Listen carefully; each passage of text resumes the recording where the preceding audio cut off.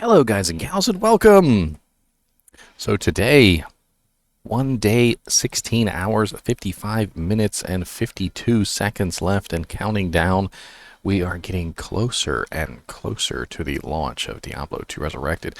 And I'm excited. I don't know about you guys, but they finally dropped the Diablo 2 PC preload. So I was able to finally get in there and do some preload on the PC version. And it downloaded pretty quick. I think it was like 22 point something megabytes. It wasn't bad. 22.8 or something like that. Look at all these little sparkles on my chest. Can't seem to get rid of them. My green screen tech does not like my white shirt. I wonder if I can a little bit more of this, a little bit more razzle dazzle. Get some razzle dazzle in there.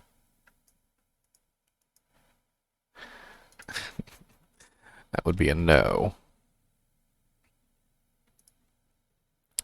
Alright, so today we're going to be talking about breakpoints. And breakpoints are very difficult, as a very difficult topic. So we're going to bring this up on camera for everybody to see. I don't want you guys going into the game not understanding breakpoints, and they are pretty darn complicated. So if you have any questions about breakpoints, we're going to go over all that today, and I'm going to bring this up here.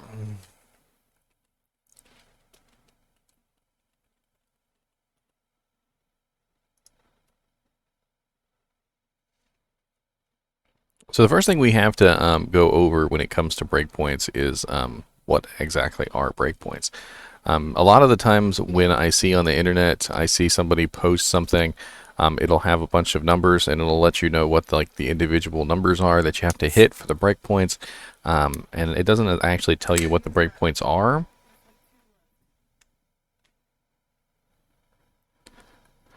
And the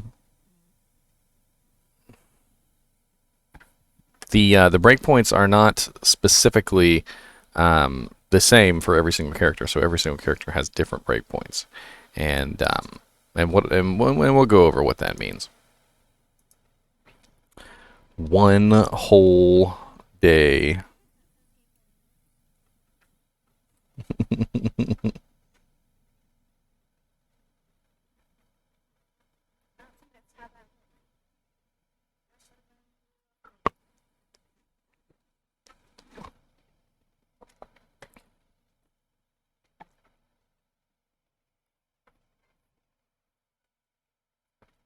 Man, I got double shift tonight, and then basically pre-launch day is tomorrow, and then launch day is the next day, and this is going to be crazy. It's going to be absolutely nuts.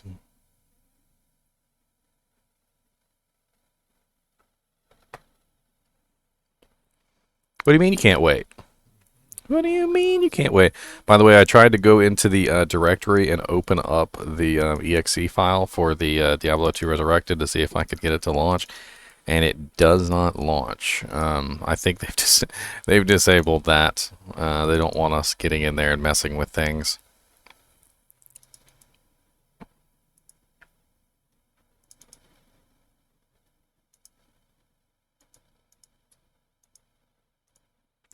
They don't want us getting in there messing with stuff, and I can understand that.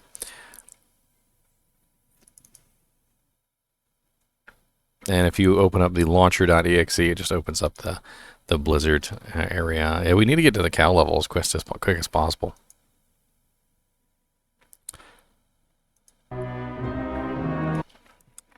What's the matter, beautiful lady?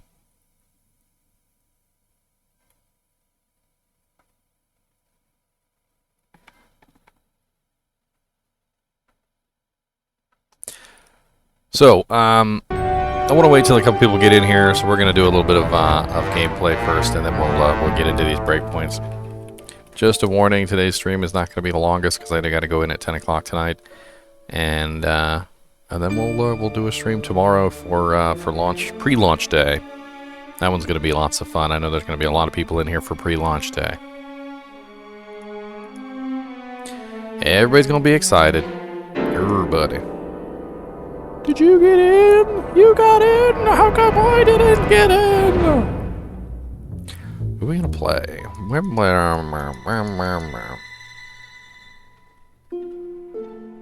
I'm feeling pretty good, Gomex.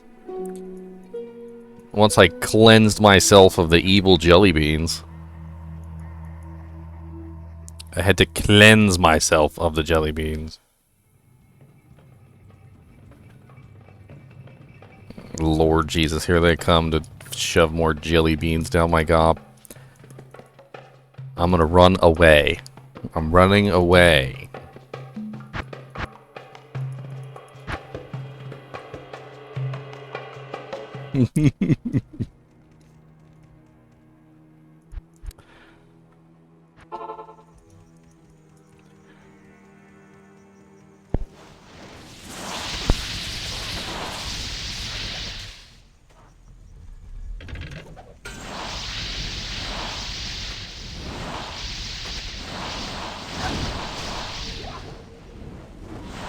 Good, good. I don't have anything to fear today. I got a long night ahead of me. I don't need jelly beans on top of it. Thank you. I am overburdened. As I cry mercilessly into my pillow.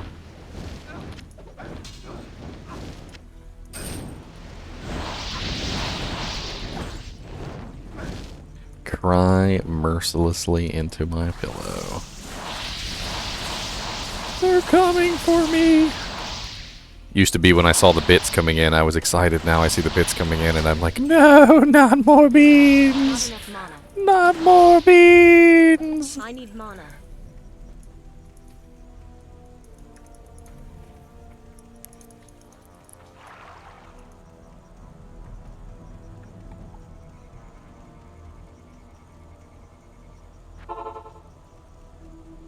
Alright, so I want to get started on these breakpoints. We're going to talk about breakpoints today.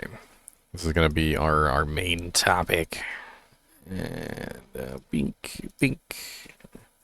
And let's see if I can rearrange this properly so it doesn't look like deuce.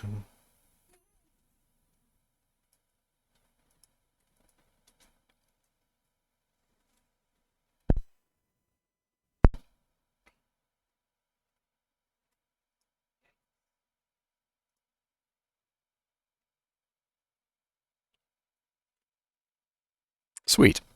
Alright, so this is the breakpoints for blocking. So we have increased blocking speed. We also have the breakpoints for faster cast rates, and the breakpoints for faster hit recovery. And then increased attack speed is something entirely different, and we're not going to be able to cover that simply, so that's going to be last. The first thing I want you guys to see when it comes to block, or rather any of the breakpoints, is that every single class has a different breakpoint, and every single breakpoint hits on a different frame. So, for instance, if I am a Amazon with a non-one-handed swinging weapon, I've got a 5-frame block at 0%. But if I am a Druid in bear form, and I am at 12 frames for a 0-frame block. So each character is not equal. You go down to things like faster cast rate, and you'll see that the vampire on the necromancer, the vampire form, which is obtainable through Trangools, has the worst casting speed out of all the characters in the game, and I don't know why. He has literally a 23 frame casting time with 0 faster cast rate, and even if he gets 180% faster cast, he still only goes to 13 frames, which 13 frames is really slow, especially when you consider the fact that the sorceress, for instance, starts out at 13 frames. So literally, to get to the same point that the sorceress starts at, you have to actually rock 180 faster cast on the vampire form of the necromancer, and that's why a lot of people don't like the vampire form on the necromancer, because the faster cast rate is so ridiculously slow.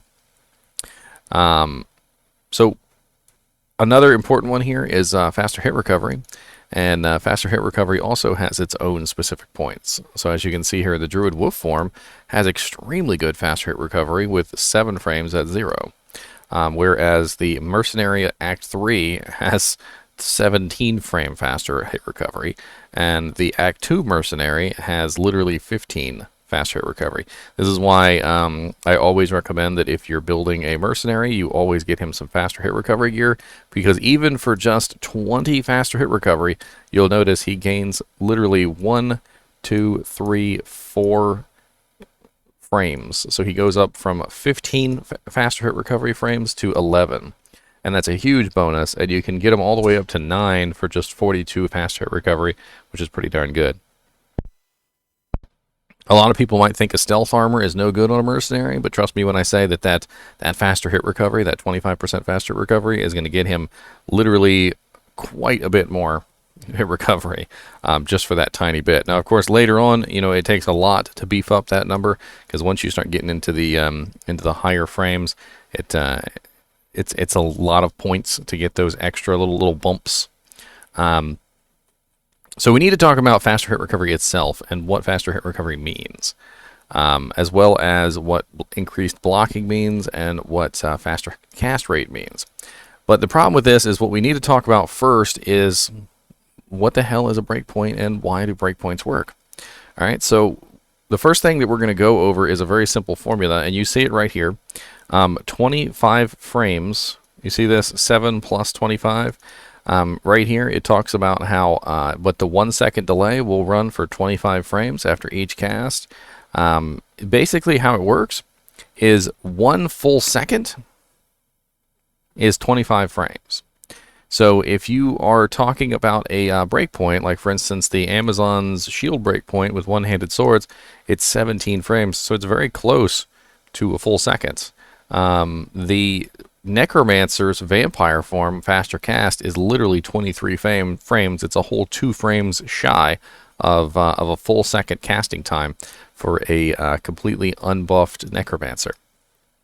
Now, you can represent this as a fraction if you would like to. It's a very simple fraction. It's literally, if I have 10 frames, then I'm 10 over 25th of a second. So 10 over 25 of a second. And 10, you can say 10 25ths, or however you want to say it, but basically it's the speed at which your spell actually casts. And to demonstrate this, let's go take a look at my beautiful single-player demonstration model. That's right, I have a demonstration model. That's not the demonstration model. I'm going to switch it just a second. I'm just trying to find her first. Where the hell is she? It's not Orby Borby. Alright, I'm pretty sure that's it.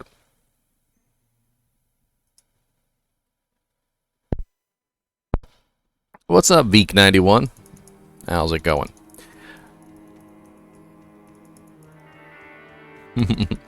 So, what I have here is I have a character that is specifically designed around showing off faster cast rate. Her entire goal in life is to hit certain breakpoints, and she has no other way of doing things. So right now she's running 0% faster cast, and at 0% faster cast she is capable of this. So this is represented by the faster cast rate of let's get the exact number here. So 19, sorry, not 19 frames. 19 frames is for lightning and chain lightning. So she's at 13 frames. So this is a 13 frame faster cast. It's extremely slow. And for dramatic effect, let's go straight to the cap, which is 200%. And to do that, I need 2 items. And as you can see, there's a really dramatic effect between 0 and 200%. Now, you can work your way up there. You don't have to get 200% right away. But here's the important thing, okay? With breakpoints, they don't offer you any I almost got it like there's no almost. You have to have the breakpoint, or they don't give you any benefit whatsoever. So, for instance, one of the breakpoints on Sorceress is a 37% breakpoint. If you're at 36%, you get nothing. If you're at 32%, you get nothing. If you're at 37%, you get the next breakpoint, and then if you're at 45%, you get nothing because the next breakpoint is at 63. So each one of these breakpoints is it's not normally 2 items to get to 200%. No, I hacked these in, but you can't actually have more than 107% on an item, so it works out that way.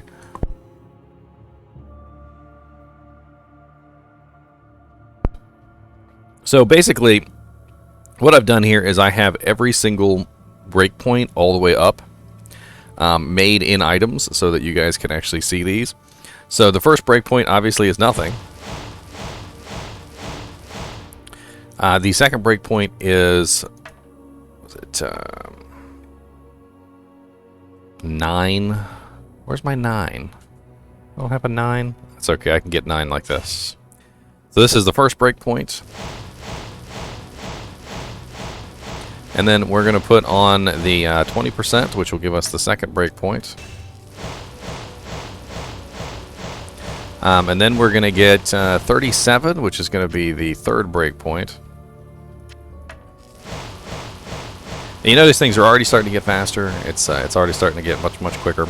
And then the next breakpoint is 63%, which is right here. And this one's already looking good. Like at this point, we're already running at 9 frames faster cast, and we're really quite quick. But let's take it even higher. So the next one is 105%, and as you can see, we're really cooking now. And the cumulative effect of the final breakpoint, which is 107%, is just massive. Now, you might be asking yourself, if you've never played Diablo 2 before, why is this and how does this work? So basically, what the breakpoints are is they're actually animations. So imagine you're an animator and you've created an animation, like an animated GIF or something like that, and you want to make this animated GIF run at a certain speed. So you've decided that 25 frames equals 1 full second. Okay, so 1 full second is those 25 frames, but if you start pulling out frames from the animation, what you end up with is you end up with less than 25 frames. And less than 25 frames is not a full second. So for every frame that you pull out, your animation is getting quicker, but it also doesn't look as good. So, you know, it's not just going faster, it's not just showing all the frames in that animation quicker, it's actually pulling frames out of the animation and displaying less of the animation for every time you increase in the breakpoint. For instance, with the Amazon, when she's blocking, she has to perform a full block before she's allowed to perform any other action. And this is why this is so important. Because when you are blocking, you have to do this full 17 frame animation of blocking with your shield, and then pulling your shield back, and then putting it away. And 17 frames is just a really long time. And you're not allowed to do anything in the time span between that initiation of that block and the completion of the block. So if your block is taking 17 frames, it's taking a rather long time compared to a paladin who has a freaking 5-frame block with 0 blocking rate. So when you look at the breakpoints, and this is something that I've noticed in a lot of websites and a lot of places, and even on Discord, they will show you the breakpoints, but they won't show you what the frames are. And the frames are important because they tell you whether or not it's actually worth your time to build them. Take, for instance, the Druid Bear form. So the Druid Bear has a very awful faster block of 12 frames at start. With the exception of the Amazon, he is actually the worst blocking character in the game, and it's probably not a good idea to use a shield on a Bear Druid. Faster cast rate when you look at the breakpoints, people might tell you the breakpoints for the vampire, but they're not going to tell you that the vampire literally has the worst faster cast in the entire game, and literally at 0 he's running 23 frames, which is the most god-awful thing you've ever seen in your life, and building faster cast, if you're actually going to cast on a necromancer, is so important that you literally, if you don't, you almost have a full second added to all of your spells. So can you imagine? I can't even do this on Sorceress because Sorceress has such a good faster cast, but it's like this basically: 1,000, 2,000, 3,000, 4,000, 5,000. It's a huge delay on the spells, and it's awful. That would be like what you'd have on the Necromancer. And even if I like hold down the click for too long, she uses like 3 or 4 spells in that time span, like 1,000, 2,000, 3,000, 4,000, 5,000. You can see she's absolutely obliterating things with like 5 and 6 times the amount of spells that the Necromancer can summon forth in that same time period. Necromancer is slower than Sorceress in FCR, but we're talking specifically about the Vampire. So the Vampire has the worst FCR in the game, and let me show you that real quick. Where are you, Trangools? So this is the Necromancer, and this is the Vampire.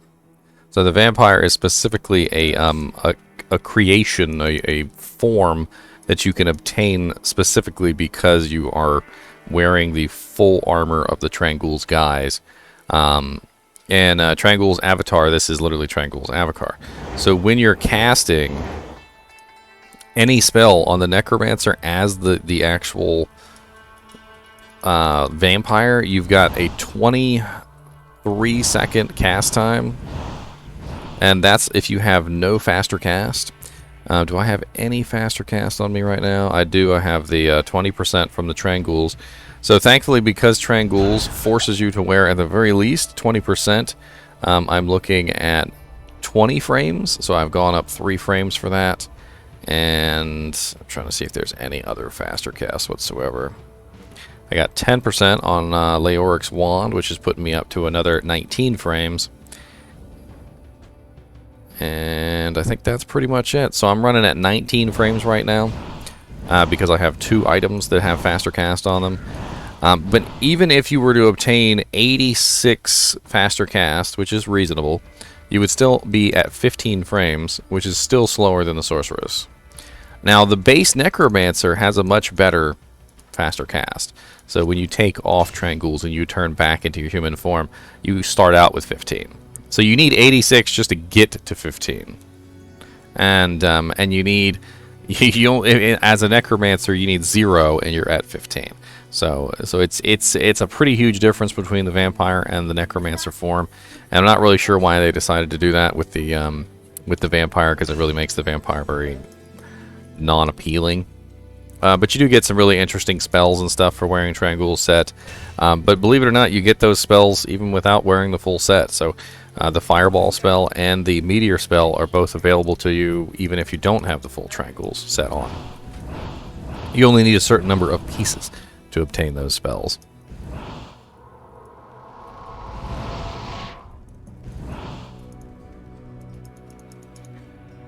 So when we're talking about forms, you have to know that each one of the forms has different breakpoints as well. So the Druid has a human form, he has a bear form, he has a wolf form. The Necromancer has a human and a vampire form.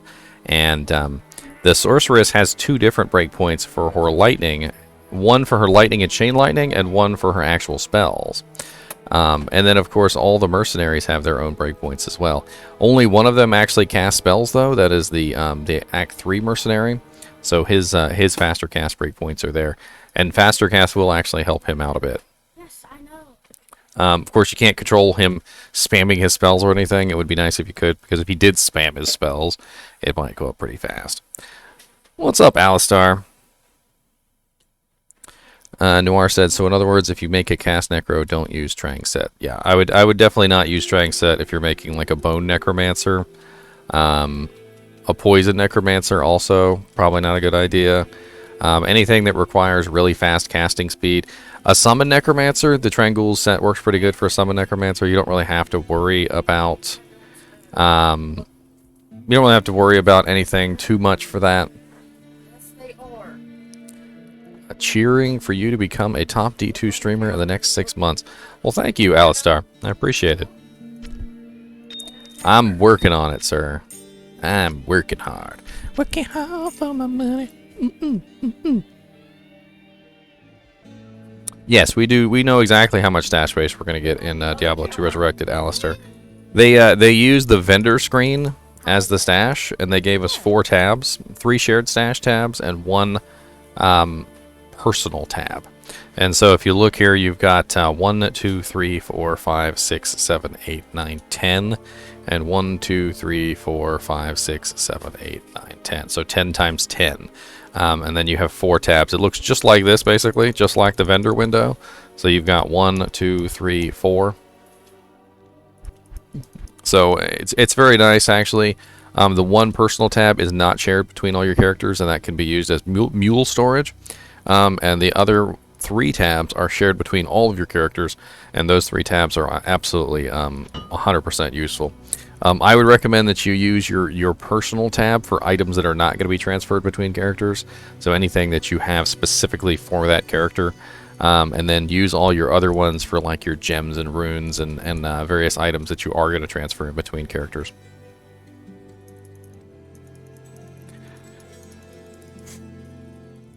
All right, so when we look at faster blocking rate, faster blocking rate is really important if you're going to be any kind of melee character. If you're going to be in the thick of it, it's very important for a sorceress too, and I'll explain that. So double shift is tonight, Onyx. Don't worry, I'll be fine. So basically, when it comes to weapon or shield blocking is important because if you block an attack, the attack is going to take a certain amount of time for you to finish. All right, and if you're taking too long to complete this attack, freaking moo cows. If you're taking too long to complete this attack, you are going to have a bad day. All right. So imagine you run out into the moor or whatever, the blood moor, or you run out into to frigid highlands, and you come out here and you're going to fight these guys, and your block chance gives you the ability to block an attack, but you're trying to run away because you can't handle the amount of damage that they're putting out. Well, you can't run away until after you successfully complete the entire block animation. So if your block animation is a really long block animation, you'll get stuck in what's called a block loop. And this also happens with the faster hit recovery as well. It's a little bit more deadly with faster hit recovery, but it's no less deadly with the shield, because while your shield will block physical damage, it's not going to block elemental damage. I'm not sure about that, Veek. You're going to have to ask my girlfriend.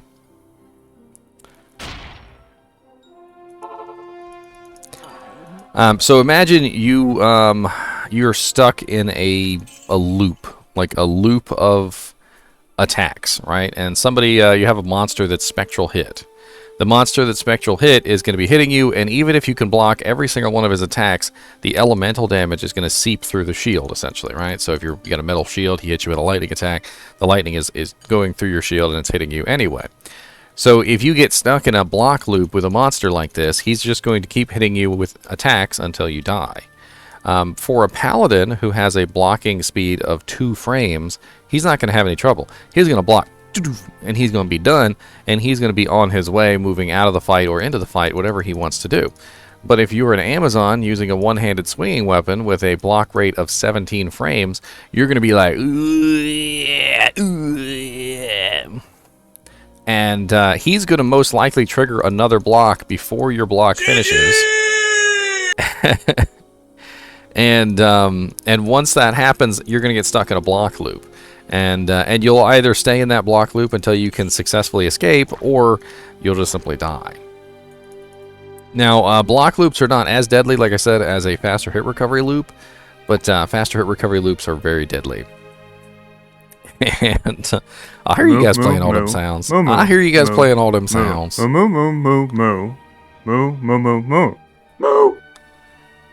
S2R cows. Is your girlfriend prepared for what's to come this time? Today I saw something special in the forum, someone refunding over character models.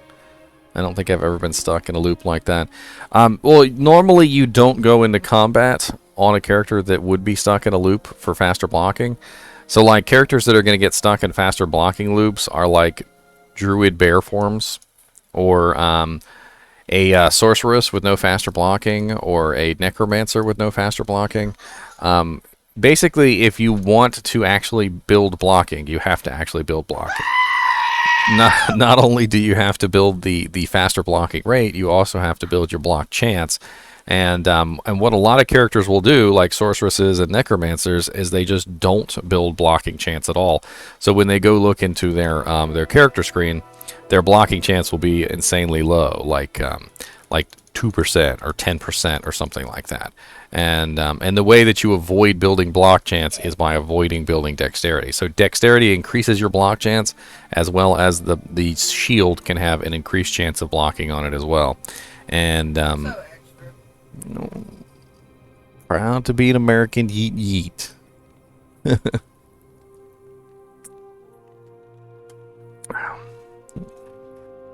Bring out the Hollow Knight. That's right. You guys better like the Hollow Knight.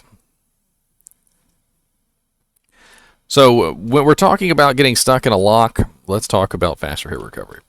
So faster hit recovery has what's called a stun lock, which is a very dangerous situation, and it will more often than not kill you on sorceresses. And they have no information on here.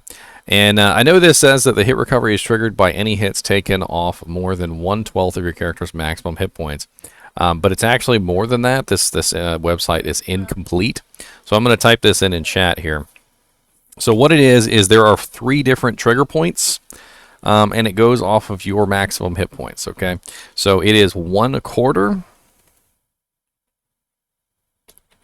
1/8, and 1/12. Alright, so there's 3 different points at which they will trigger. If you get hit for 1/4 of your health, you will almost always trigger a hit recovery event. If you get hit for 1/8 of your health, there's like a 50% chance you're going to trigger a hit recovery event. And 1/12, I think, is like a 33% chance. Like, let me do a quick look up on this, because I want to make sure I'm giving you guys the right numbers. But suffice it to say, it's an increasing formula.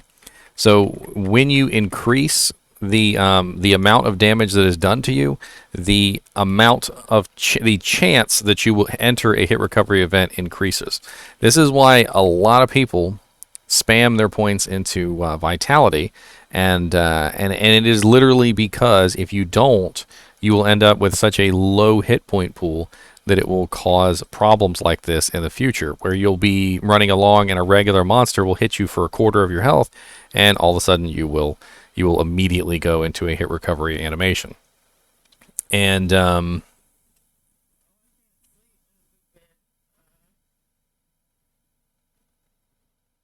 let's see here.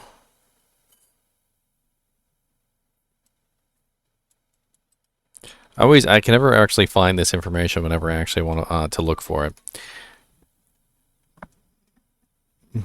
Launch day doesn't really count because it's in the morning. I mean, yeah, we're going to go to sleep tonight, and I mean, it's going to be 16 hours away, right? Or something like that. Or 24 hours away, I'm not sure. Because, it's like 8 a.m. in the morning, right? Oh, what's up with that subscription, Grath? Grath owns you? Owns you? You owning people? Yeah, I've got the countdown timer on the screen there if you guys want to see it. So one of the easiest ways for sorceresses to die and this is mainly a sorceress thing, because sorceresses are one of the few characters that just get absolutely obliterated by faster hit recovery.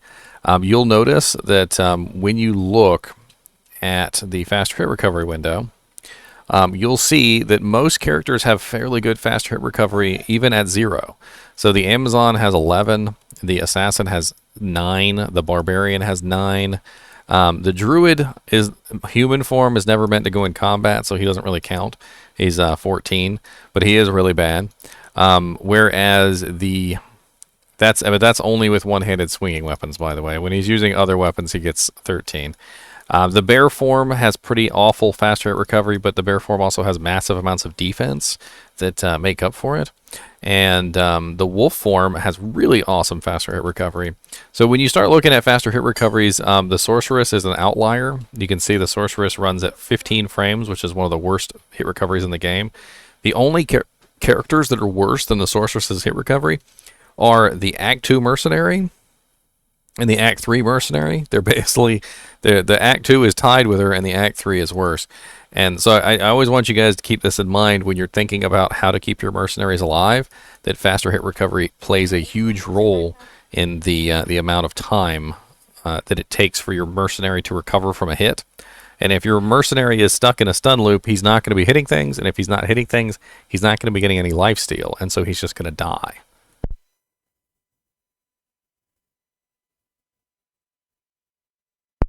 You came on just to sub? Well, thank you, Grath. I appreciate it, man. We're gonna be doing a pretty long stream tomorrow, and of course on launch day we're gonna be playing some Diablo. I'm tempted to have both Diablo PC and Nintendo Switch versions running at the same time tomorrow. Oh, I'm only reason I'm drinking this is because I need some caffeine. I've got a long night ahead of me. Long night.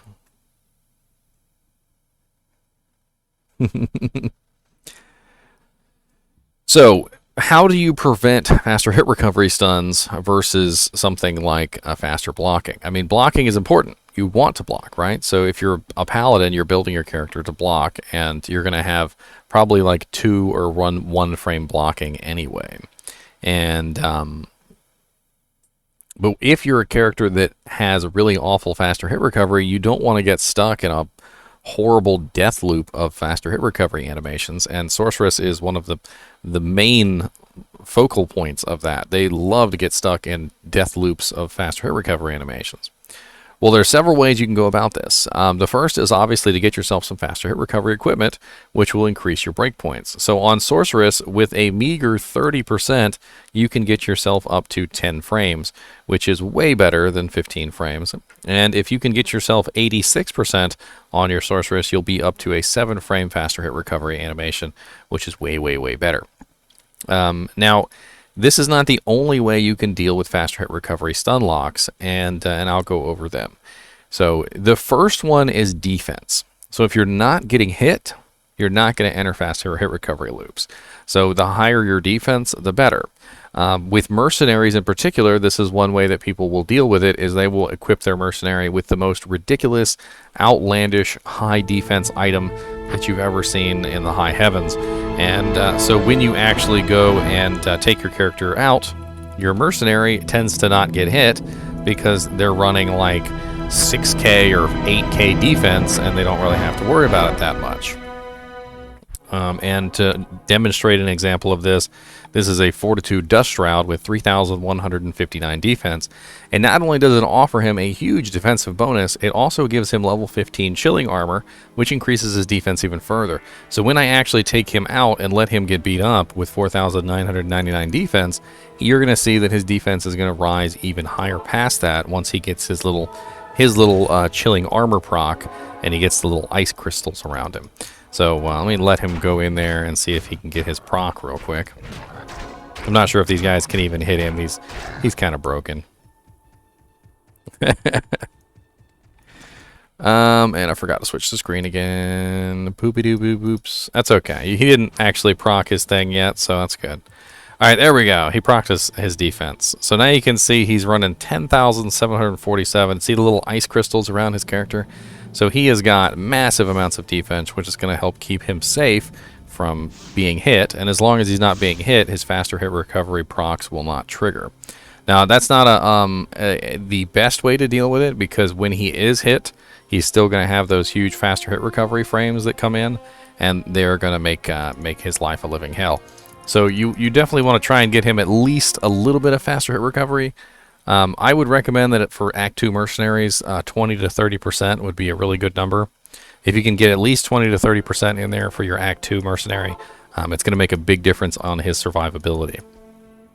Now, the other way that you can deal with faster hit recovery stuns is hit points. So as we talked about earlier, the amount of hit points that you have, it determines when those hit recovery stuns trigger. So we just talked about it, and that is a 1/4, 1/12, or 1/8, sorry, and 1/12 trigger points. All right, and each one has a different, like, percentage chance to summon a faster hit recovery event on your character. And so the higher your hit points are, the less chance that a monster will trigger one of those faster hit recovery events. So if I run into a group of monsters and the monsters can't dish out 1/12 of my health, then I have a very limited chance of getting a hit recovery event. So a lot of people will stack a lot of their points into Vitality, and now you know exactly why people stack all their points into Vitality. It's not only just so they have a giant hit point pool, it's also so that they have a far less chance of being faster hit recovery locked. You can't be faster hit recovery locked if you're not actually hitting those trigger points. Now, you will have monsters that will still trigger your hit recovery points even if you have like 2,000 hit points, but it's rare. It's much more rare than if you were running like 500 hit points, where probably every monster is going to trigger your hit recovery. Rune word over high tier Zodded ethereal piece. You're talking about for my mercenary? He's just using this particular rune word because that's one of the most popular rune words for mercenaries. It's e-bugged. It has Fortitude in it, which has a huge defensive bonus, and then of course it has the Chilling Armor defensive bonus on it as well. So he's literally running 10,000 defense with this armor, which is why people do it, because they're trying to give their mercenary as much defense as humanly possible. I can actually take this armor and I can put it on myself, and I can have the same Chilling Armor proc on me, and then I can swap it back. I mean, it's really whatever you have handy. The main issue with this is it requires a low rune, so the LO rune there, not to be confused with a low rune like a L or a soul or a tier. And they don't lose durability for ethereal pieces, so it's very nice for them to have these ethereal pieces, because they are the ones that can benefit from the ethereal pieces better than anyone else. If I put this armor on, it will eventually break. When he puts the armor on, it will never break. Now this one here that has a Zod in it, the only reason this has a Zod in it is because it was originally used by me. And I'm just putting it on him for the time being because I needed to swap out weapons to one of my other characters. Eventually it'll go back to a Breath of the Dying, which is, again, something with a Zod in it. I guess they both have Zods in it, but they were both used by original characters at some point.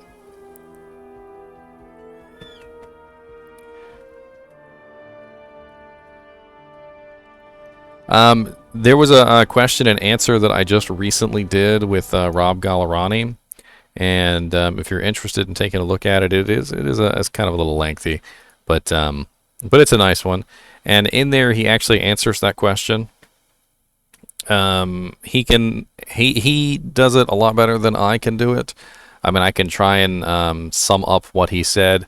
Basically, what he said in a nutshell is they are not thinking of any kind of changes or updates or additions to Diablo II Resurrected until after they are sure they have got the finished product correct. So they are very, very, very, very, very, very, very dedicated to making sure that the finished product ends up correct before they even consider adding anything new. Yes, make sure that the foundation is in place and not crumbling before they decide to add anything on it. Like I said, he puts it a lot better than I'm putting it. So if you want to go take a look at that Q&A, it's all in there. You don't have to listen to my voice. There is a link to the Q&A if you want to just read it.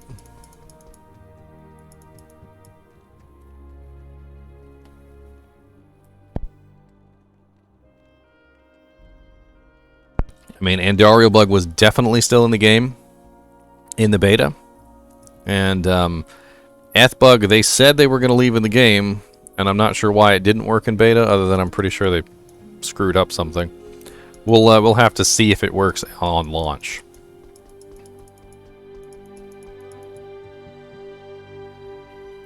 The player room sounds nice. What player room?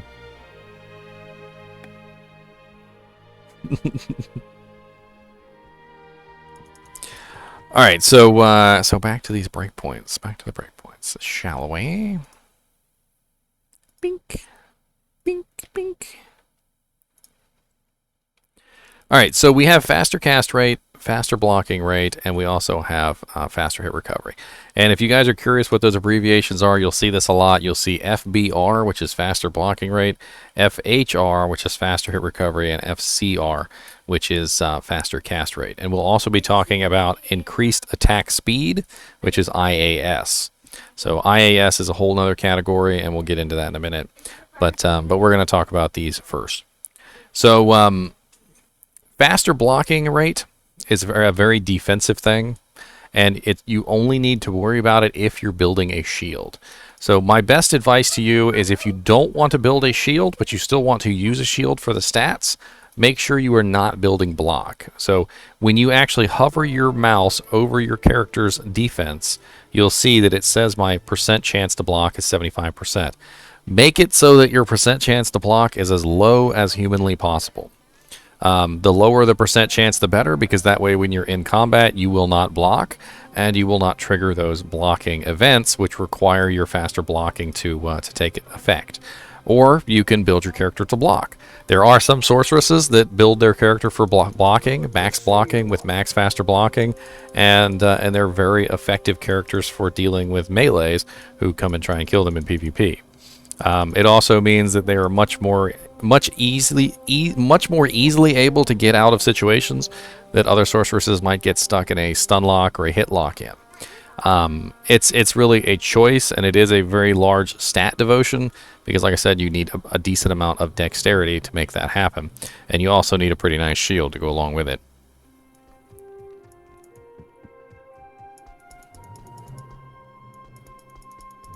A B+ on this course when the test comes out?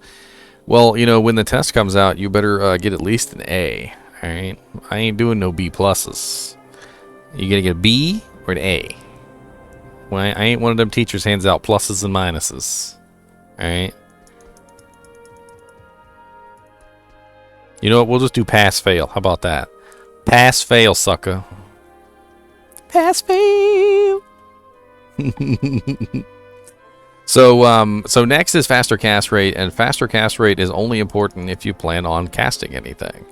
Unfortunately, due to the advent of Enigma, since teleport is a spell, the teleport spell is literally going to go off of your faster cast no matter what character you are. So if you run an Enigma, you're going to have to worry about your faster cast rate. And if you don't run an Enigma and you don't cast spells, then you don't have to worry about your faster cast rate. For instance, Amazon doesn't really cast a lot of spells. They really don't have a lot of casting that goes on, with the exception of maybe like slow missiles and infravision. They really just don't have a lot going on there. The Valkyrie even is on a delay. It's on like a 2-second delay. It's pretty ridiculous. So faster cast is going to help them none there. And unless you're actually running a like Enigma with teleport, you're not going to have to worry about faster cast on an Amazon. The Druid, Bear, and Wolf form can only summon forth their animals. inside those forms.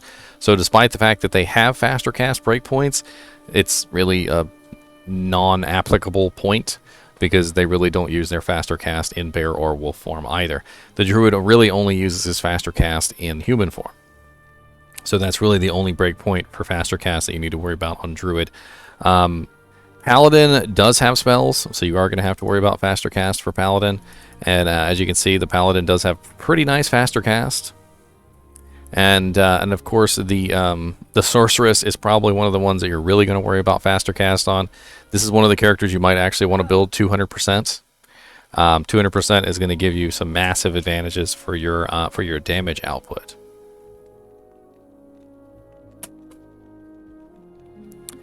But you're using an ability based off its attack speed. Are you talking about Assassin?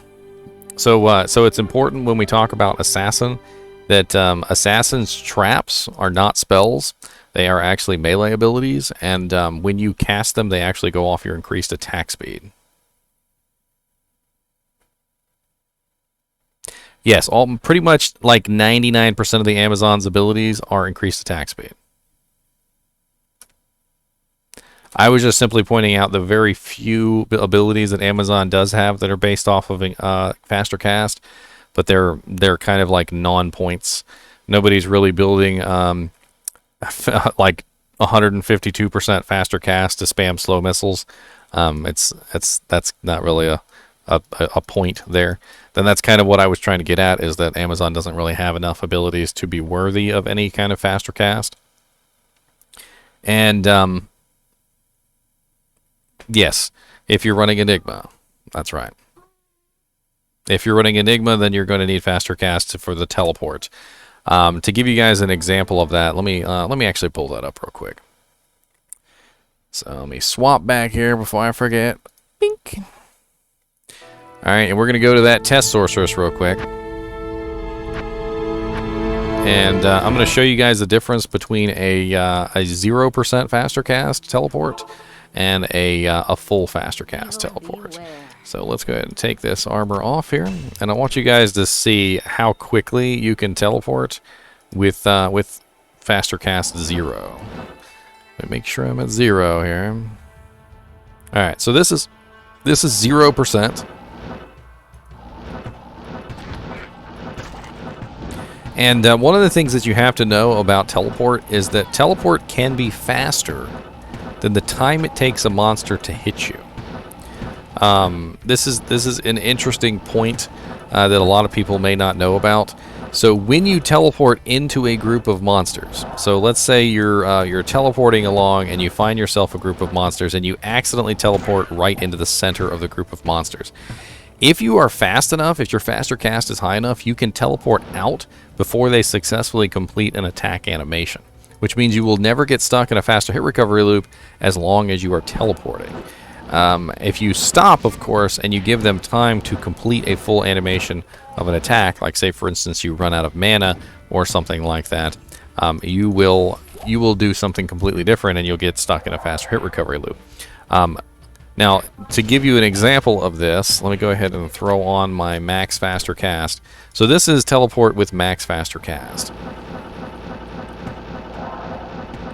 So as you can see, I'm teleporting so quickly that the monsters don't even have a chance to complete a successful attack animation to actually hit me. And this is something that people have talked about for a long time, is that once you reach a certain point on your faster cast, you will make sure that you are not hit. Now, I don't really like doing this though, because whenever you run out of mana, number one, if you run out of mana in the middle of a group of monsters, you're dead. Number two, if a monster just happens to hit you and you don't have faster hit recovery, and it is possible for a monster to just happen to hit you and it triggers a faster hit recovery stun, you're also dead. So relying completely on your faster cast to get you out of situations is not the greatest idea. I would recommend to have at least a little bit of faster hit recovery just in case you end up in one of those odd situations. And since we happen to find a gem shrine, I'd like to show you guys this. So just in case you guys don't know, because some people don't, okay? If you click on a gem shrine and you do not have a gem in your inventory, you will get a chip, all right? Which is absolutely awful. However, if you have a gem in your inventory, no matter what it is, it will upgrade the gem by 1 tier. So if you have a chipped, it'll upgrade to a flawed. If you have a flawed, it will upgrade to a normal. If you have a normal, it will upgrade to a flawless. And if you have a flawless, it will upgrade to a perfect. All right. So make sure that if you see a gem shrine, go back to town, grab your highest tier gem, whatever it is you have, before you click on it. All right. And then once you click on it, you're going to see that gem disappear from your inventory and then drop on the ground as the upgraded version. Now, I would not recommend using it to upgrade chips like I just did. Definitely hold on to your flawlesses and upgrade those flawlesses to perfects. That's one of the best ways that you can use those.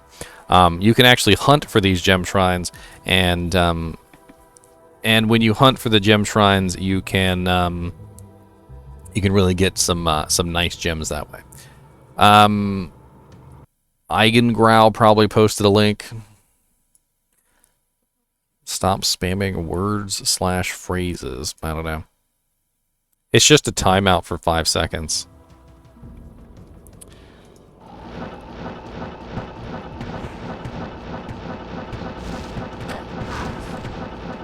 It's just a timeout. It's not like you're in trouble or anything. It's not going to go on your permanent record or anything. Nightbot's just a little overcautious, that's all.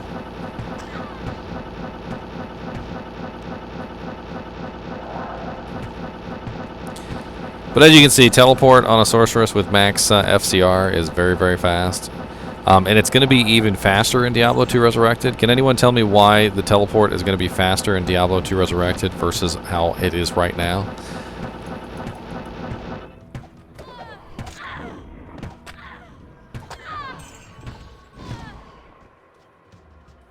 There is a specific reason why teleport is going to be faster in Diablo II Resurrected than it is going to be in Classic Vanilla. It's because the screen is wider. Because the screen is wider, you can click further away. So the distance that you can actually click to teleport to is going to increase, which means that everything is going to be quicker in any of those directions on the edges of the screen, especially near the corners. You're going to be able to click all the way at the corner, and you're going to be able to get those teleports further. Because teleport doesn't teleport you a set distance in front of you. It literally teleports you to exactly the place you choose. So if you can choose way up here in the corner, you teleport way up there in the corner. And since the screen is going to be wider, especially with 19 by 9 support, so they didn't allow 21 by 9, but they allowed 19 by 9. And 19 by 9 is still larger than a 16 by 10 monitor. So when those people are right-clicking on the screen, they're going to be right-clicking like way over there. We're definitely going to have some people going faster than we normally had them go. Yes, if you have a perfect gem in your inventory and you click on the gem shrine, you're going to get a chipped. You're going to get a chipped gem. So anytime you click on a gem shrine and you do not have a gem in your inventory that is upgradable, you just get a chipped, which is probably the worst thing you can do with a gem shrine, bar none. Definitely hold out those gem shrines for, a flawless at the very least. I would definitely say flawlesses. And if you don't have a flawless, go ahead and upgrade something. No, flawless is the one right before perfect. So it goes chipped, flawed, normal, flawless, perfect.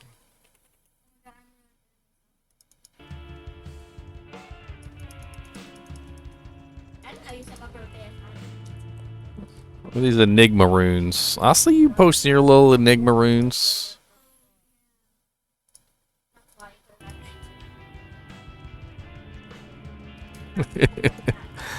Alright, so let's see here. What are we at now?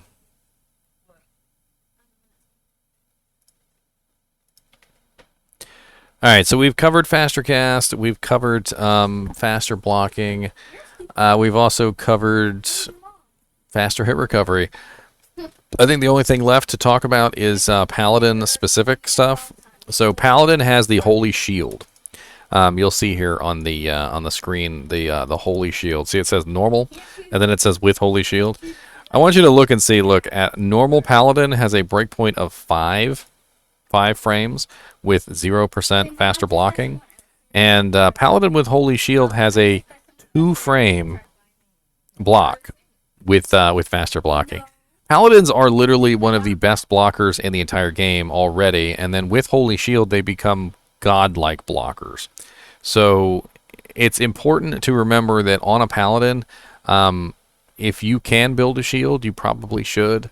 Paladins are just so freaking awesome with shields. It's not even funny. That is one of their biggest advantages in the game, is that they have the most amazing block rate with their shields. And for a mere 86%, you will be at 1 frame block. And 1 frame block is literally so fast that you can block every single attack that comes in. You're talking about 1/25th of a second for your blocking animation. I mean, it's literally just like ding ding ding ding ding ding ding ding ding ding ding ding ding ding ding. I mean, you literally will just sit there and block everything that comes in. Back in the 1.09 days, when Amazon could spam her guided arrow, and you would have like 30 or 40 guided arrows like piercing through you and trying to hit you over and over again, I remember taking my 1-frame block paladin out, and they would literally sit there and shoot 1,000 arrows at me, and my paladin would literally just block every single arrow, and it was just absolutely amazing. And literally all you heard was tink tink tink tink tink tink tink tink tink tink tink tink tink tink tink, and it was just a constant, never-ending blocking parade. And usually I survived because it was a pretty massive amount of damage that I was absorbing with each block. So now we're on to increased attack speed, and I think the best way for us to handle increased attack speed is to talk about the special cases first. So there are very specific special cases for increased attack speed, and I really feel like we should cover these first. And where is my druid, the one that I was using for testing purposes? Ah, here he is. So druid is one of the few classes in the game that gets absolutely no benefit from faster attack speed from any source other than the weapon.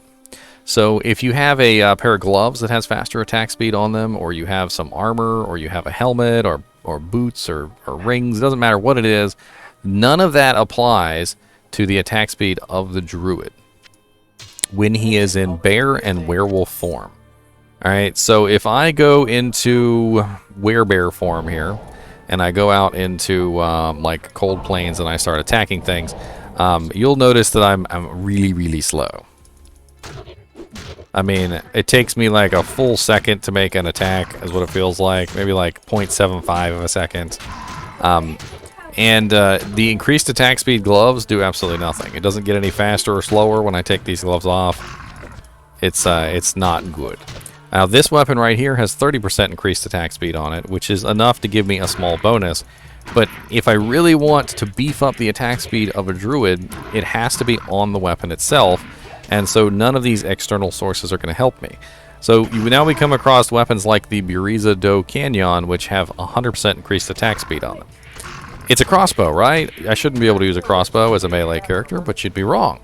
So when you put this bow on your druid, I want you to see like the massive difference between that 30% and the 100%.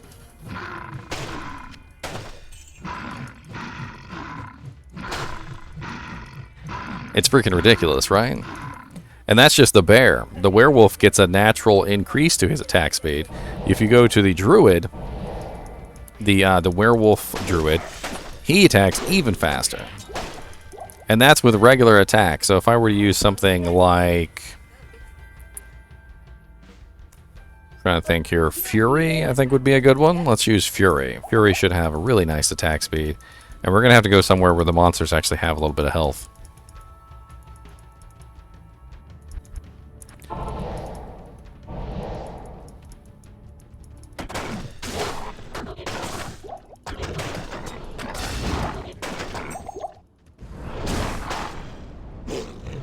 So as you can see on the druid, when it comes to the attack speed of the druid, you need to enhance that attack speed on the weapon itself. And you don't necessarily need to be using a melee weapon to do it. The Buriza Do Canyon has 100% increased attack speed and works just fine. Now, this is very specific to certain classes. So there's only 2 classes in the game that this happens on. Number 1 is the druid and his werewolf and druid forms. And number 2 is the barbarian and the whirlwind. So barbarian's whirlwind actually applies oddly the attack speed of the weapon that it's on. And let's see here. So this is the barbarian, and he's a whirlwind barbarian. He's a very, very low-level whirlwind barbarian. But the whirlwind applies the speed of the weapons themselves and averages them out. So if you're using 2, it averages out the speed between the 2 weapons. And if you're using just 1 weapon, it uses the attack speed of that weapon. It doesn't apply attack speed from other sources for your whirlwind, which is not so great. And let me see if I can go somewhere here.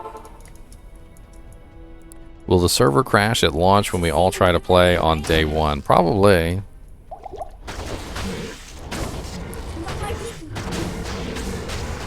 So Whirlwind is literally the Tasmanian devil of abilities. It's a very loved ability from Diablo all the way back to the original. I think a lot of people like to build Whirlwind barbarians.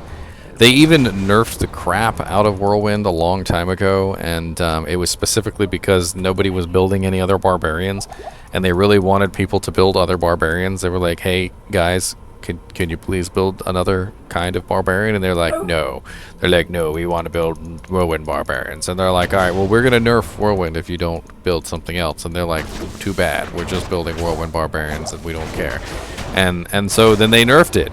And after they nerfed Whirlwind, people were like, yeah, even though you nerfed it, we're still building Whirlwind barbarians, and you're not going to stop us. And then the devs literally just cried into a pile of their own blood, and and people still build Whirlwind barbarians even to this day, despite the fact that it was nerfed heavily. I mean, heavily nerfed, and it wasn't because they hated Whirlwind or anything. They just really wanted people to use another ability on the tree, like the giant tree of combat skills. They wanted somebody to use any of these other abilities, but nobody was. They were just building Whirlwind barbarians, and that's kind of sad from a developer's point of view, if you really think about it. You know, it's like if I had spent a lot of time trying to figure out how to build a character a certain way and make this entire big tree and come up with different ideas on how the character could be built, and then I launch the game and nobody uses any of the tree that I made, and they just use that one skill on the tree that they've chosen as the top tier skill, and all the rest of the skills get kind of forgotten about. It is a little sad. What's up, White Warrior? Denmark, huh? Nice. Denmark DK? What's the DK part for? Deviant Brute is 200% FCR Nova. 200%?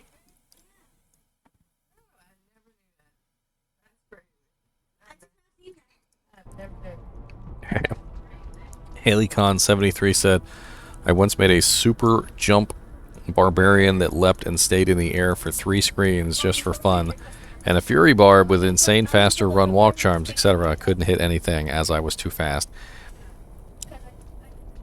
200% hits the breakpoint, yes.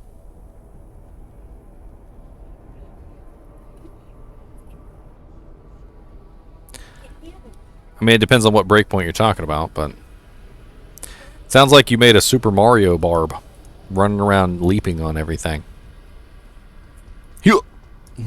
You.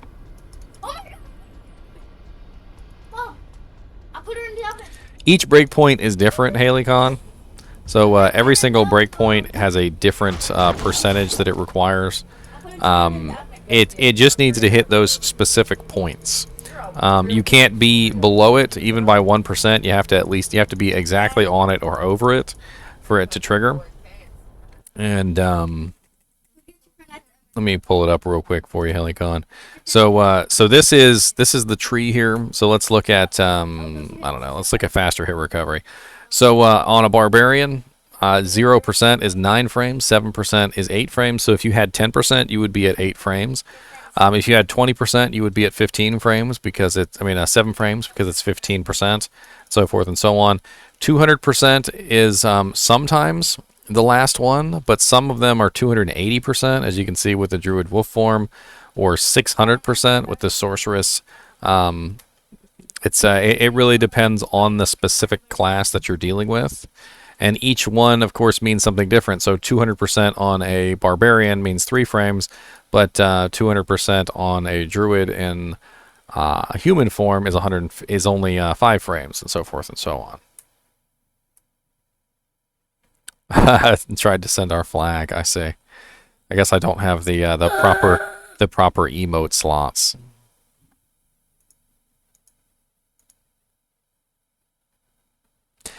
Let's see here. So now we need to talk about faster increased attack speed. And increased attack speed, I might as well go to a character that absolutely loves attack speed, and that would be my Zeal Paladin.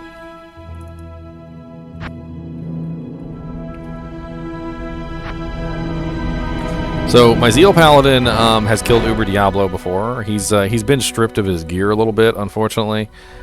Because I was doing Uber runs and stuff like that, so I stole some of his things, like his Raven Frost and various pieces of his equipment. So he's not quite up to muster at this particular moment, but he will be eventually. So a Fanaticism Paladin is based around attack speed.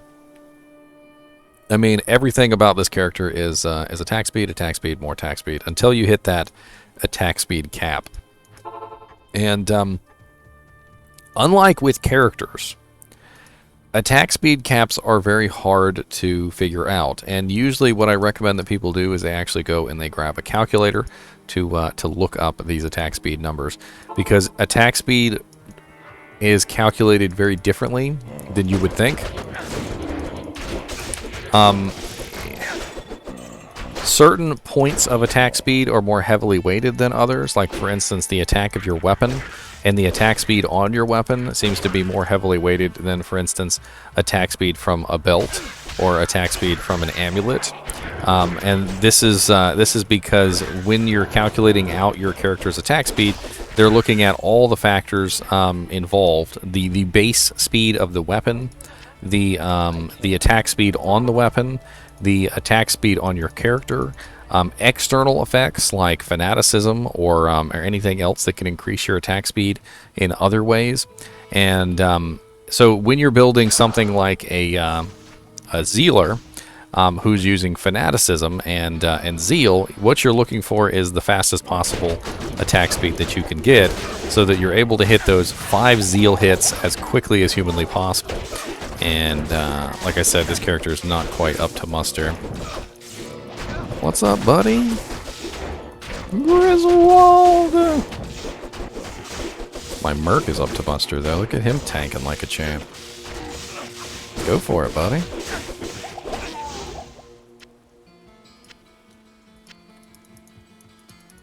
Wirt was a pimp. I don't know, he definitely didn't want to sell anything. He was always overcharging for everything. Every single time you went to him, he's like, here's a rock of godliness. It's like, I'll take this for 7,000 gold for this rock of godliness. Put this in your pocket and it'll give you +7 to defense. And +3 to attractiveness. And you're like, I don't really want that. Can you get another item? And he's like, no can do. I must sell this item first before I get another one.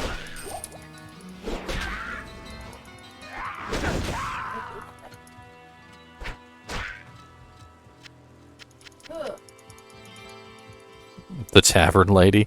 The one that everybody talks about in Diablo 1, which I don't really even know why.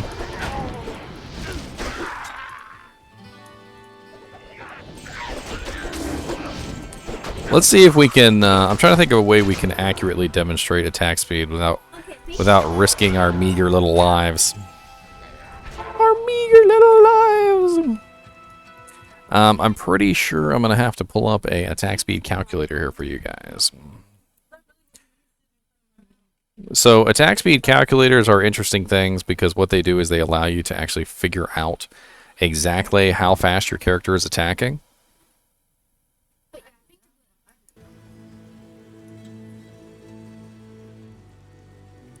Who's cursed? Who be cursed? The immortal nature. I'm gonna get sword to leg right here.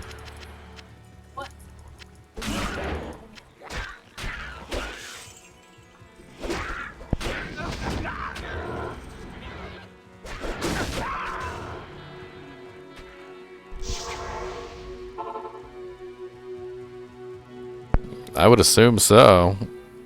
I mean, I don't know why you're getting ads though, Solidmore, you cursed guy, you. What's up, Fartcanius? I literally set it up so that nobody who's subbed to the channel should get ads, and Solidmore still gets ads anyway, and I don't know why. So if you're subbed, you don't get any ads. I can't do anything about you guys if you're non-subbed, but anybody who is subbed will not get any ads. And it's unfortunately Solidmore is broken.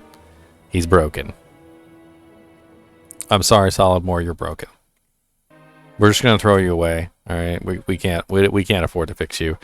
We didn't get insurance. We only had liability. All right, so now that you're broken, we're just gonna have to chuck you because they're hitting us with that that clause about you being more expensive to fix than you're worth, and so we're just gonna have to throw you in the junkyard and buy a new car.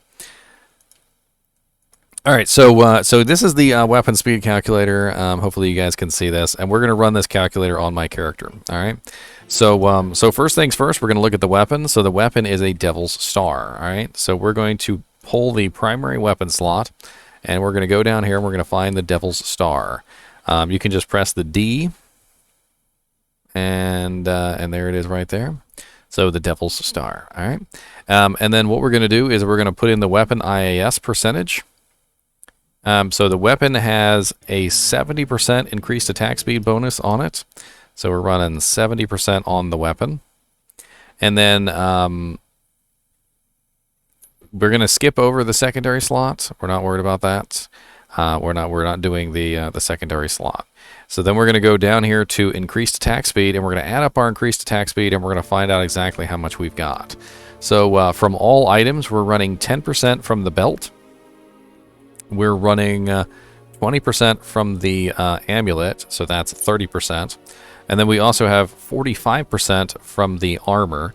So we've got, what is that, 30 plus 45, so 4, 5, 6, 7. So 75% increased attack speed on our items. All right, and then we also have a skill. Actually, this is the wrong one, hold on. 75% on our items here. And then we also have a skill, which is going to be Zeal. So we're going to choose Zeal because that's the one we're using. And then we also have Fanaticism. So what level is our Fanaticism? We are running level 22 Fanaticism. So we're going to go ahead and put level 22 Fanaticism here. And then we are going to show the IAS table. All right, so the IAS table is, it pops up in a different window. But down here at the bottom, you should see that I have speed 13 frames per attack, 1.92 attacks per second. So I'm currently running, what is this? Let me see if I can pull up this other little screen here. It had to come up in a little pop-up. Is it not even on the list? Oh, there it is. So this is the weapon IAS for my character, and it shows me what my IAS will be at certain points. So right now, because I am sitting at a, I think it's 65. So I'm running the 55555/8. So I'm just shy of the maximum attacks per second, which is 86, I believe. And let me just double check this. I'm gonna redo it real quick because I hate using this particular website because it resets everything the moment that you click the button, which is not the greatest way to do things. I don't know why it resets everything the moment I click the button. So many bots in the later patches, but I still survived. and gold sellers. I was a tad worried that the bots may come back in D2R. As I said, they have taken steps to make it harder. That doesn't mean they can't. I mean, imagine it's going to be like World of Warcraft. They're still going to be there, but they're going to be heavily policed.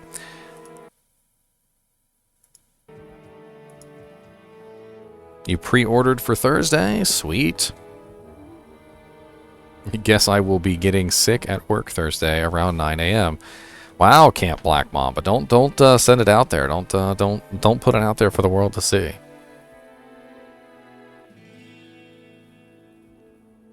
That's why I'm rerunning the numbers real quick just to make sure. Give me just a second. All right, so 70%, and then we've got IAS of 75, and then we also have Zeal, and then we have level 22 Fanaticism. And so let me pull back up the other window here so I can show you guys, because this window isn't the greatest for that reason.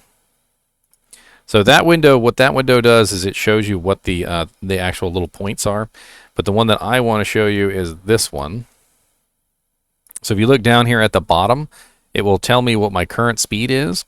And you notice how it says 4/4/4/4 8 frames per attack. And then it says further increased attack speed is useless. All right. So what that means is that I'm either over or I'm exactly where I need to be. And what we can do is we can actually take this calculation and we can bring it down. So what I'm going to do is I'm going to take my increased attack speed and I'm going to bring it down to 70. And we're still at max. I'm going to bring it down to 65 and we're still at max. I'm going to bring it down to 60 and we're still at max. I'm going to bring it down to 50. You know what? Let's keep bringing it down until we hit. Okay, so 0, 5, 10. So it looks like we only need 20% IAS with our current setup to hit that breakpoint. So we actually don't need the treachery on, and we actually don't need the Nosferatu's coil on. So we could swap out, and we could only use the High Lord's Wrath amulet, and we would be fine. So because we have Fanaticism of level 22 and we have 70% weapon IAS, we don't necessarily need that equipment, and we can test that.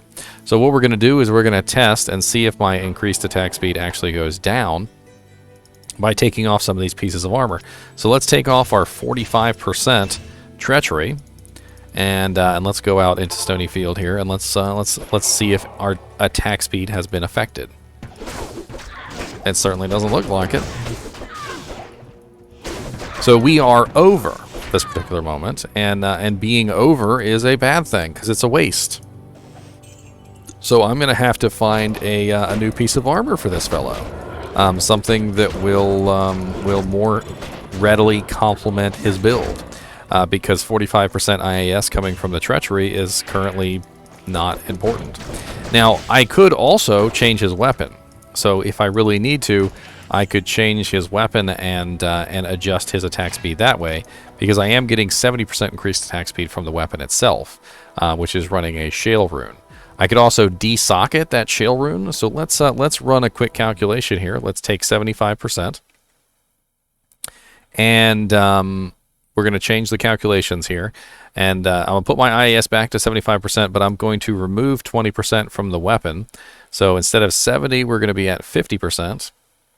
And we're still capped out.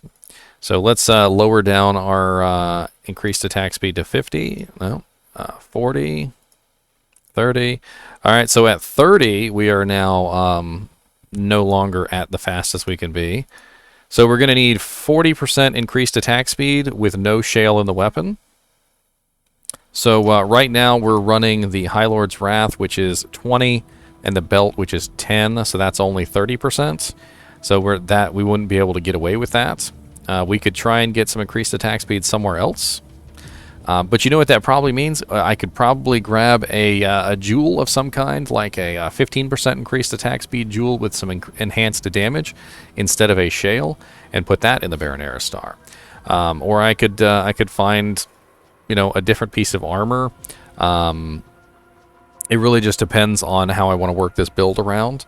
I can definitely see that there's some room for micromanaging of my attack speed to make sure that I'm at that 5.2 attacks per second, but not, over it by a massive amount like I currently am.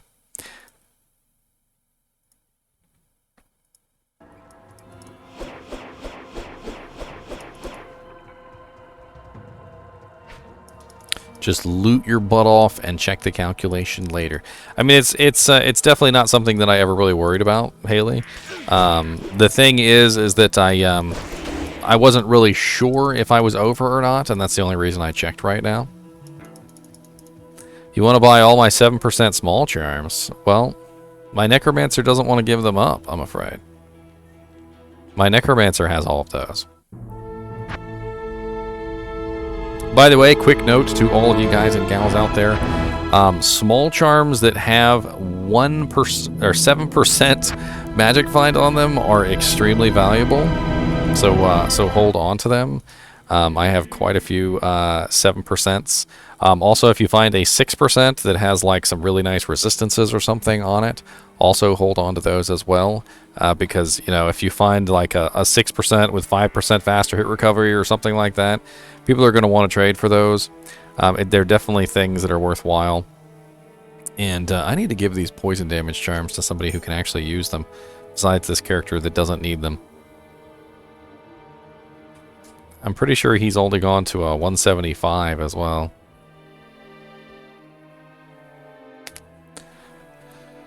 Uh, 23 healths. Oh, dango mix. Look at you, up to 19 subs given away. That's why your name's up at the top of the leaderboard.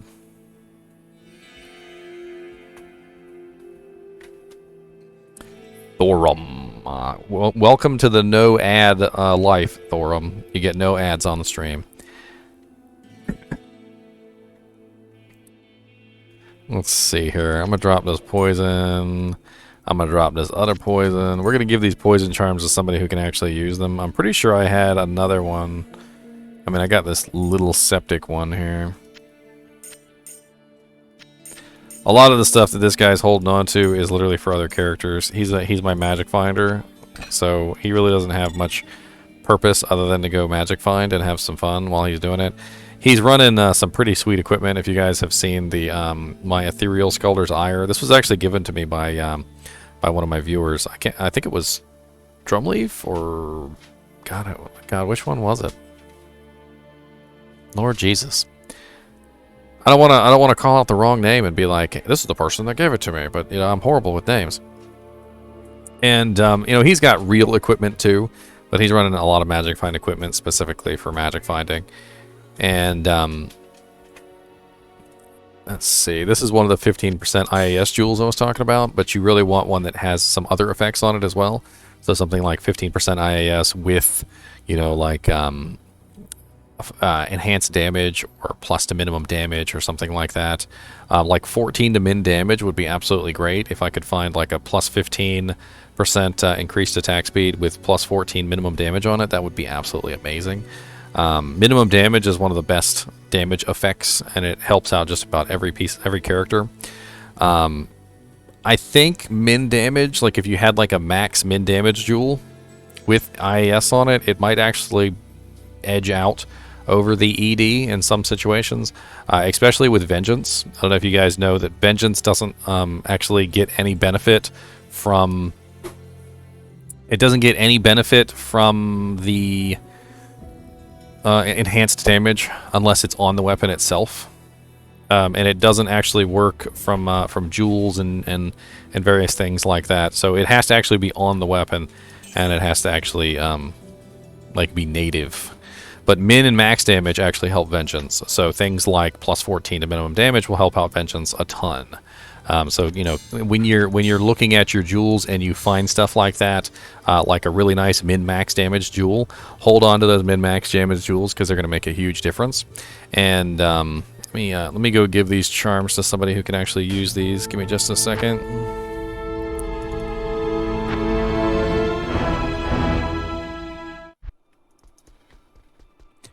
Of course, I'm going to give the poison damage charms to the Amazon. She's a multi-shot Amazon. She's going to get the most use out of them. Oh, dang. Is this the wrong game? I think this is the wrong game. Is it GGM2?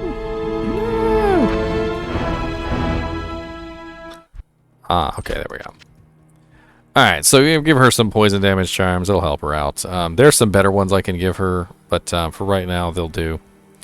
If you're unaware, because of Amazon's ability to shoot multi-shots like a mad, crazy person, she can apply poison damage to multiple targets at one time. So, like, for instance, if I go out into Frigid Highlands with my poison damage charms and I'm firing them, I can apply that poison damage to literally, like, everybody on the screen.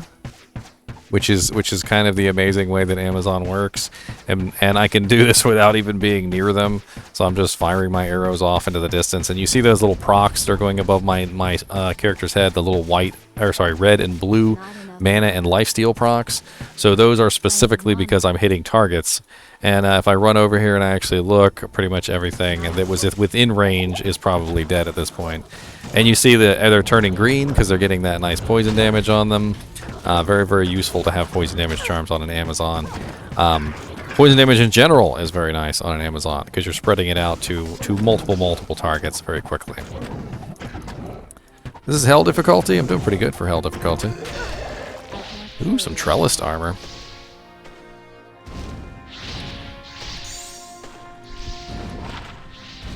Defense based on character level. That's it'll be worth some money at the very least.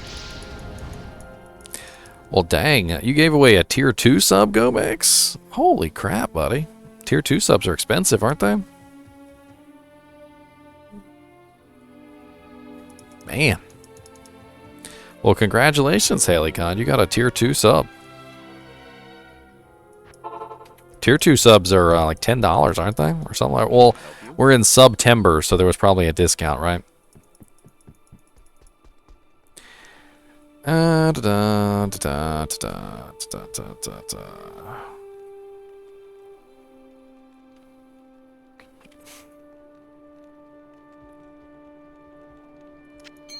It's a really nice sub, and it gives you access to an emote that some people don't have. So there is a tier 2 sub emote. I can't remember which one is the tier 2 sub emote, but don't waste whatever they are on me, people. Nope, it's yours for a whole month, HaleyCon. It's yours for you get to come in here and you get to watch me play Diablo for a whole month without any ads, thanks to Gomex. Gomex paid for all your ads. That's basically how it works. And you get emotes, and you also get more points to spend on Chinchilla turds. Which there are some fun options in the Chinchilla turd list. I'm actually coming up with new ones every day. So we talked about breakpoints, we talked about attack speed, and what is next? We need to talk about something else. There's so many different aspects of Diablo 2, and covering them all in a short period of time is rather difficult.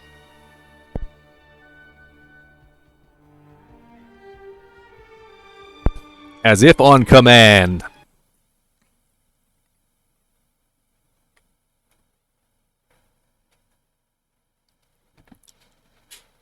You want to know if your Diablo 2 Resurrected account can be transferred, or your Diablo 2 account can be transferred to Resurrected. The answer to that question is no. So your single-player save files, so any of your single-player saves can be transferred. So if you log off here, if you log off of Battle.net and you go to your single-player, any of these characters that are on single-player will be able to be transferred over, but none of the characters that are on Battle.net specifically, which is the online portion of Diablo, are going to be transferable. It's going to be a clean slate as far as Battle.net is concerned. That does not include Open Battle.net, but Open Battle.net is using your single-player files. So when you log into Open Battle.net, you're still getting the same single-player experience, essentially. Which is why Open Battle.net is plagued with cheating. Plagued. Absolutely plagued with cheating.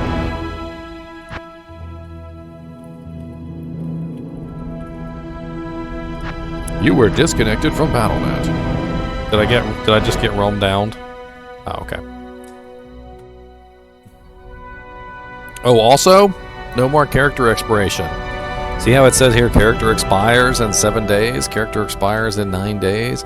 Yeah, there's no more character expiration on Diablo 2 Resurrected. It's one of the most hailed features of Diablo 2 Resurrected that I think everybody has universally accepted as a good thing, because it's just, it was never a good thing when something happened in your life, whatever it was, whether it was a car accident, whether it was, you know, you were in a breakup, you know, a horrible breakup with your wife or your girlfriend, or maybe, you know, your dog died and you just weren't feeling the greatest and you didn't log on to play for a little while. Whatever the reason was, whatever it was, doesn't matter what it is, it was pretty absolute shite to log in and all your characters were deleted.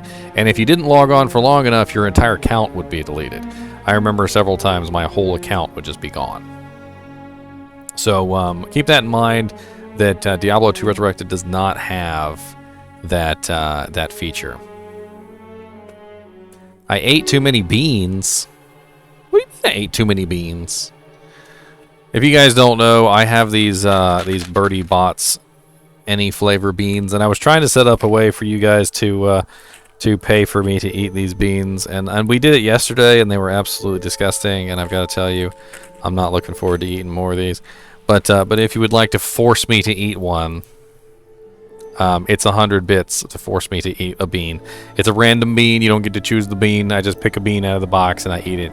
And there are some pretty evil, devilish flavors in here, like earwax and earthworm and dirt and booger and black pepper and the worst one, honestly, by far, is vomit. Vomit is absolutely awful, and earwax is a close second. They're both pretty awful, to be honest. They're both really, really bad. I ate an entire box yesterday, so if you know, if you guys will go easy on me today with the jelly beans. Go easy on me. Reminds me of the poop candy they used to sell at Spencer's. It's not all that bad, farm chicken. Some of them are actually not terrible. Like, they really aren't. Like the soap one is kind of like not a pleasant flavor, but it doesn't make you gag or vomit or anything. You know, there's several flavors in there that are normal too. Like, they got watermelon and like sour apple and stuff like that, and those are actually pretty good. So, you know, and I don't always end up with a nasty one. It's just that some of them are literally so nasty that I like, they're just really, really bad. They're really bad, let me just say.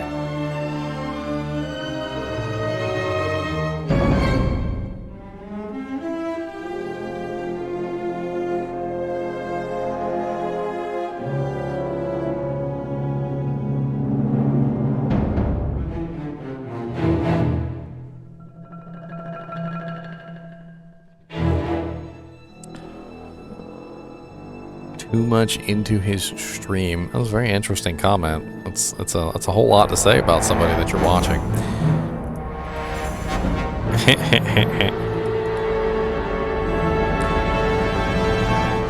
I honestly don't understand people who are going to play console instead of PC.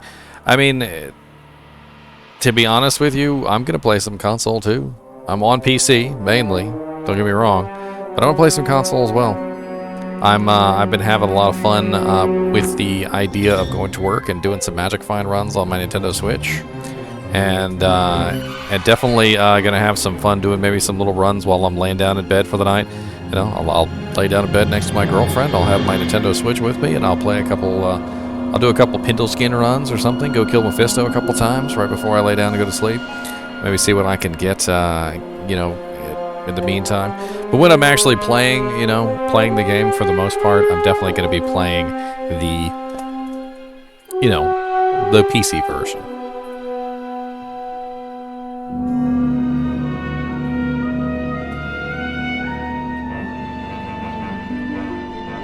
Yeah, there's no cross-platform play, Lewis.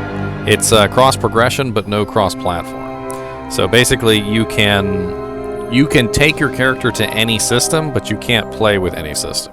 So when I play on PC and I level up my character, I can go over to you know, my Nintendo Switch, and I can pick up where I left off, and then I can come back to PC and I can pick up where I left off.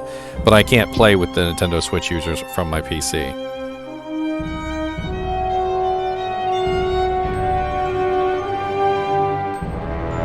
What's up, 11 Shogun? We got some taco bales. I can't. Look at all these tacos. Did you already kill everything? You already killed everything, didn't you? Everything's dead.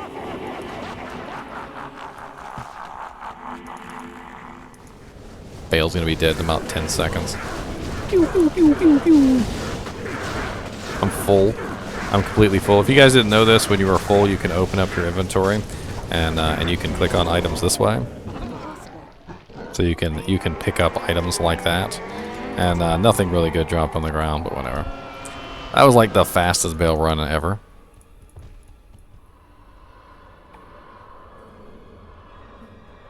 Since open beta, the wait is killing me. All games are boring to me now. You just say in progression, so in the future. No, cross progression, not in progression. So cross progression means that as you level up your character's progression will transfer between systems. So if I am a level 79 Amazon on the PC and I log into my Battle.net account on the PlayStation 4, I will have access to my level 79 Amazon on the PlayStation. Oh yeah, the PC version is downloadable right now if you guys are interested. So if you guys want to grab the Diablo II Resurrected PC version right now, you can preload it. You can't play it obviously, but you can preload it so you don't have to worry about downloading it on launch.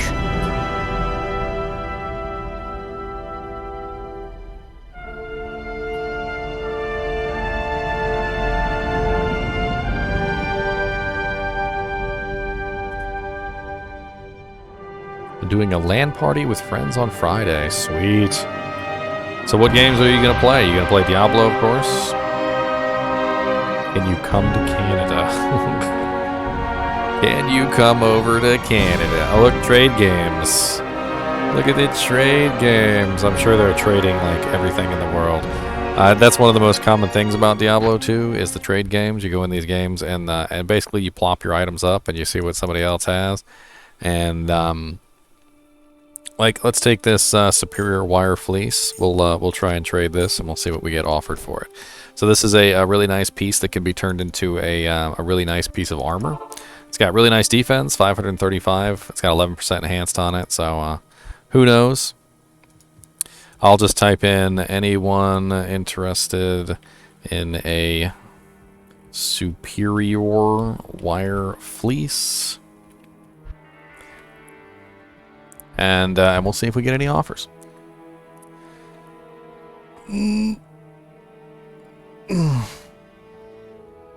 Trading is a very odd thing, to be honest. When you go into a game, people are looking for something specific.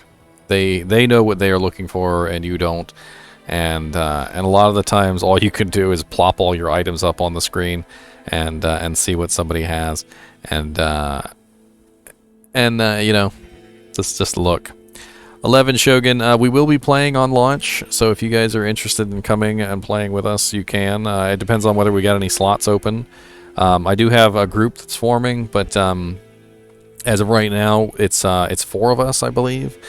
But I do expect some more people to show up on launch, quite a few people, so we'll see how that works out. I really don't know whether you'll be able to get in or not. I'm sure it's going to be very hectic on launch day. You don't feel like sorting digital junk anymore. Why not? Sorting digital junk is the best. You gotta min-max those jewels. You gotta organize everything real nice and put your rings in OCD order and get them all aligned by type and put all your rings together in little piles and get your little janks cooking. And once you get all your rings organized, you gotta organize all your gemmies and once you organize all your gemmies, you gotta organize all your runes and put all your little janks in a row.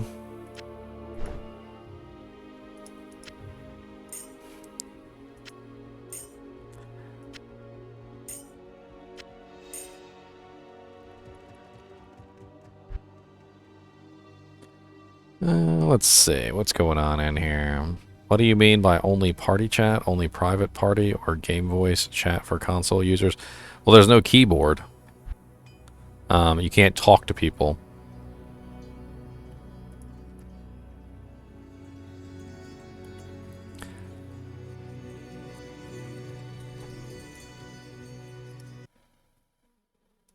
Yeah, we are under 2 days, that's right.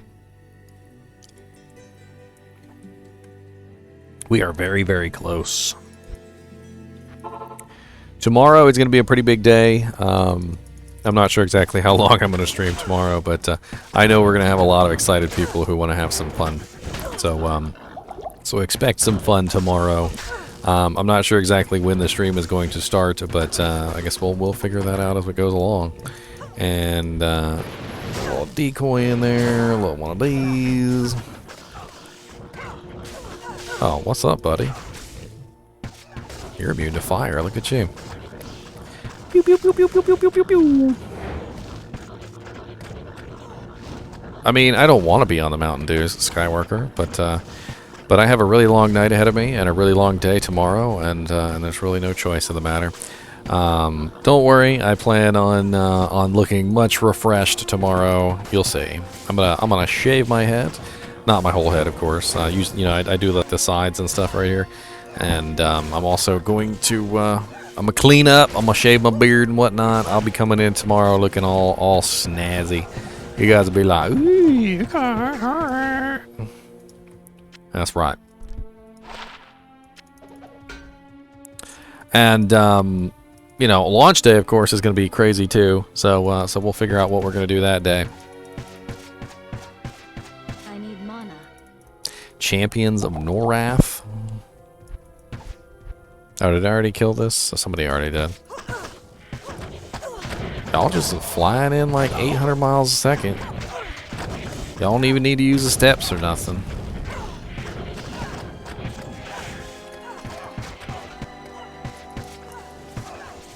I missed the beans. Nobody has used any beans yet, Skyworker.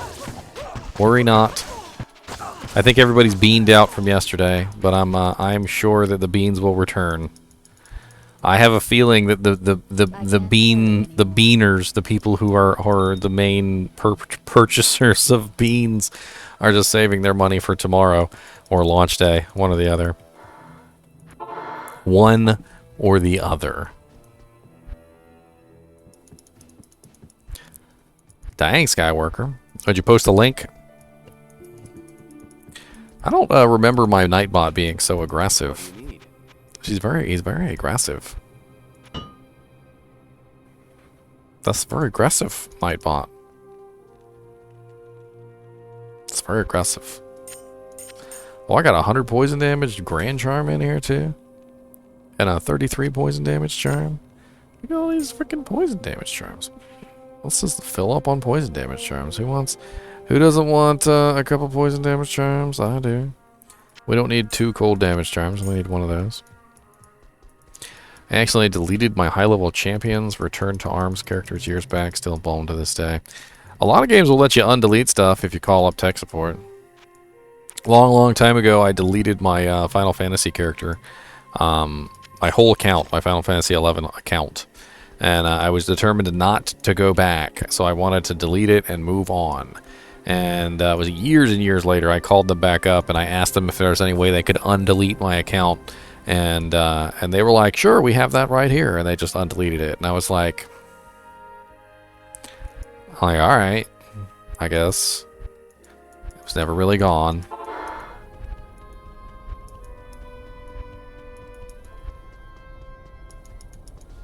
Wow, look at these guys being rude to each other.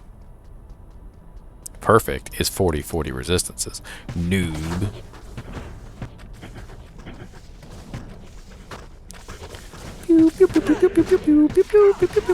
Where's my freaking amp damage? Alright, where's my amp damage? I've got amp damage procs. Where's my amp damage at? See, this is why we can't have nice things.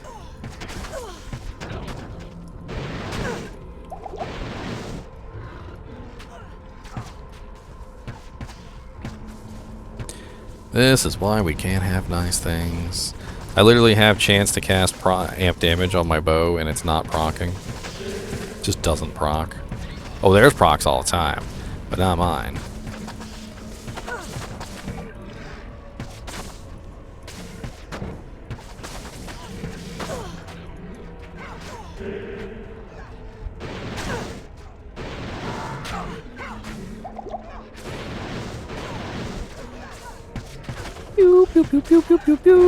Oh, there we go. Now my amp procs.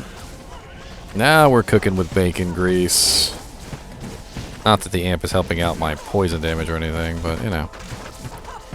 These guys got massive amounts of hit points. They're freaking champions. My poor little Valkyrie over there is just trying her best.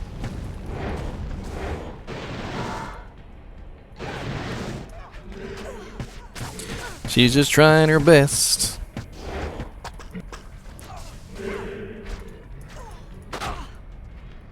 And there's a... Not only is there a champion, there's also a freaking elite group in there, too.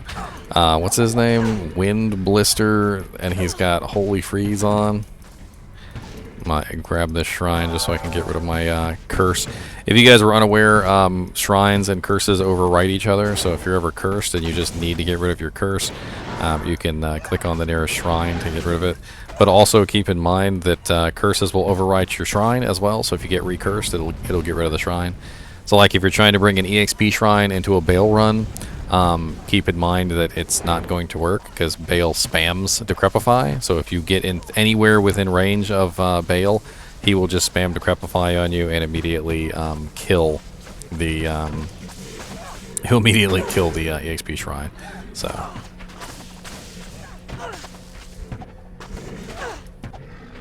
God, this Holy Freeze aura is ridiculous.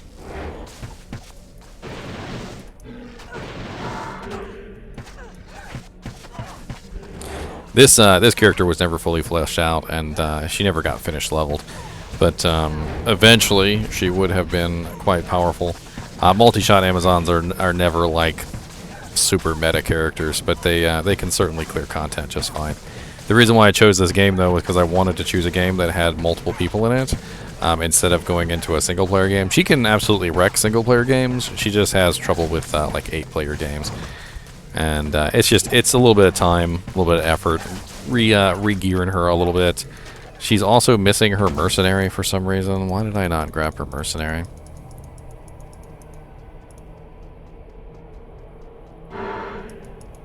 Probably the assassin update. They did say that there was going to be a day 1 update for the assassin to fix the assassin's bug. So hopefully that's what that is. I'm okay.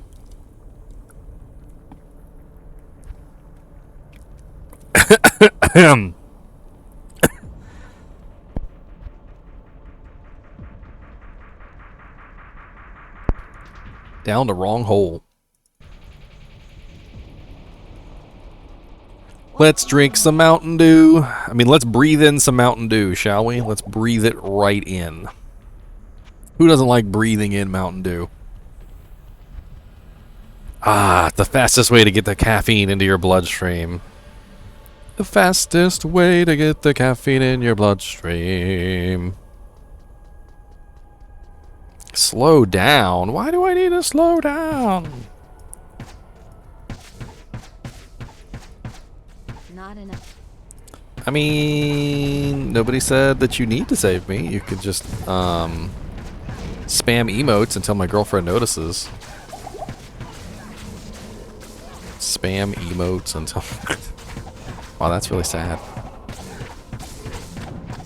Girlfriend's like, what the hell's going on in here? Oh, Daniel's dead. Daniel's dead! Dead from overexertion of Diablo II Resurrected play. I am overburdened. Spam the bean bits. That's right. Summon her forth with beans. Summon her forth with beans! The beans! What's up, Doom Fingers? undead homing missiles and drains mana with immunity to lightning.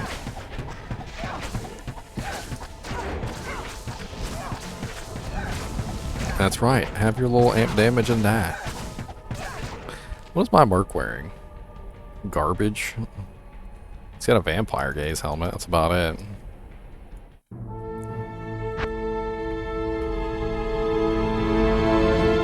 The live action launch trailer. You talking about the one with what's his face in it? I can't remember his name. By the way, they're doing a bunch of giveaways and stuff too, if you guys haven't noticed. They've got a giveaway for Diablo II Resurrected on PC, where they're giving away a whole custom-made PC. They've got a giveaway for Xbox and a giveaway for PlayStation. And I don't know if they're doing a giveaway for Nintendo Switch, but that'd be cool too. It'd be so sweet to get like a custom Nintendo Switch with like Diablo 2 like colors and art. It'd be really sweet looking.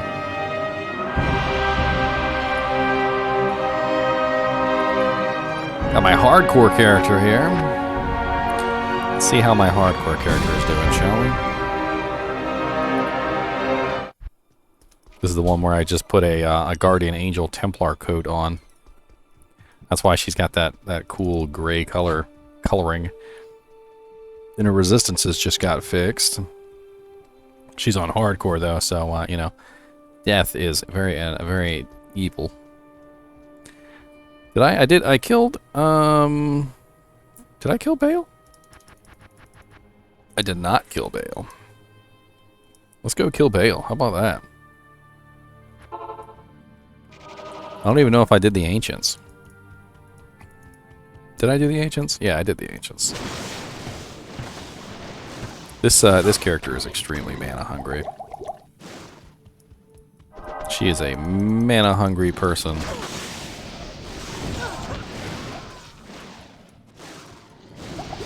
I'm gonna need a whole inventory full of mana potions to take on Bale. There's links on the Twitter page. If you go to Diablo's Twitter page, they got links for everything that take you to the giveaways. Definitely go on there and click on those links and get entered in the giveaways. I mean, it's a free chance at a freaking PC, and it's a really nice PC at that. It's like an i9. It's like one of the best PCs you can currently make. It's got a really nice video card in it. If I die, that's a bean, sir. Oh, Lord Jesus. So you're just going to add insult onto injury, huh, Gomax? If I die on my hardcore character and then cry over my hardcore character's death, I have to eat a bean because she died. So I get to suffer even more than normal suffering allows. Extra suffering. I think you've given me a reason not to die, Gomax. An extra reason, as it were. One of those enhanced reasons.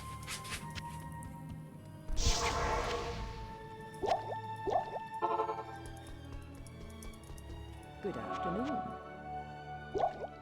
Extra suffering. The most extra suffering that could ever suffer.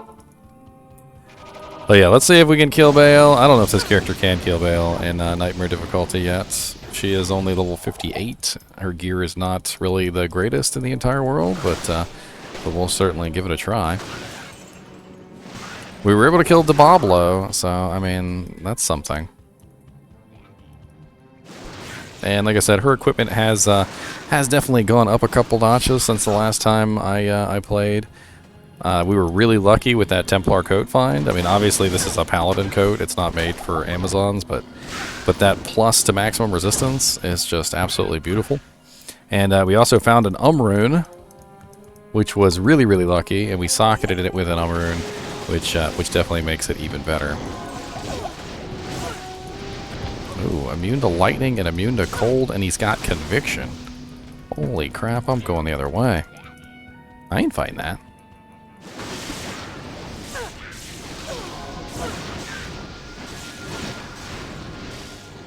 You can back right on off, sir. I don't want nothing to do with you. Immune to lightning, immune to frickin' everything in the world. And you have conviction? No thanks.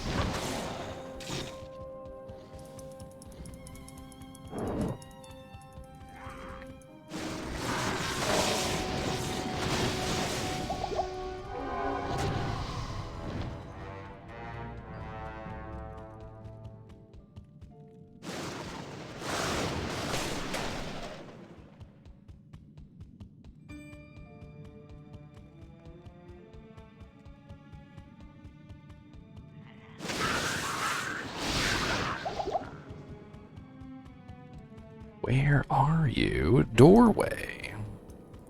There we go. Alright, let's go ahead and put our points in before we move any further into the demon zone. I'll throw another point into Pierce, because that's going to help me out a ton. And some more points into hit points. Because, as a hardcore character, the last thing that you want is death. And hit points are very good to keep death at bay. Where's my mercenary? My mercenary died? Not intended. Oh, Merkelurk! Level 57. Using an edge bow, a piece, and an Arcanus helmet.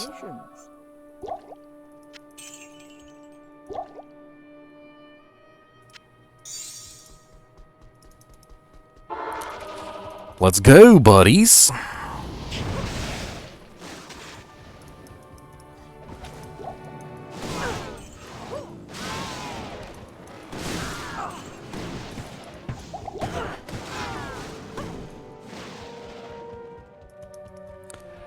You need to actually download the Blizzard launcher and make a Battle.net account.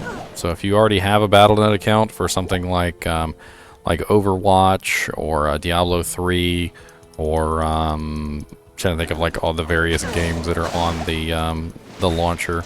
If you have any of those games and you have the launcher already, then you already have an account. So you're good as far as the account is concerned.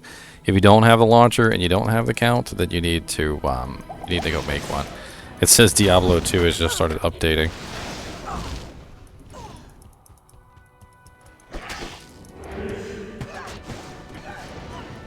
Freaking amp damage, you can get off me?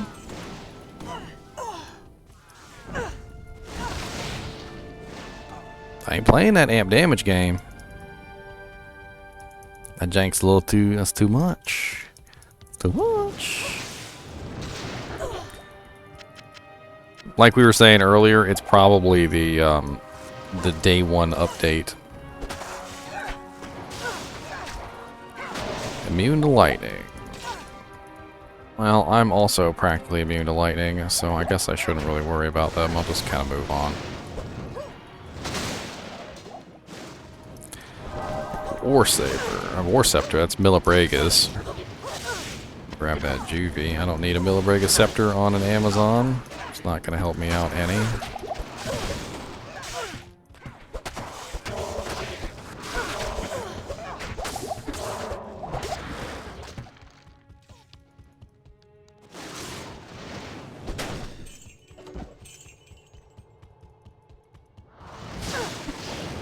Let me switch to jab for these guys.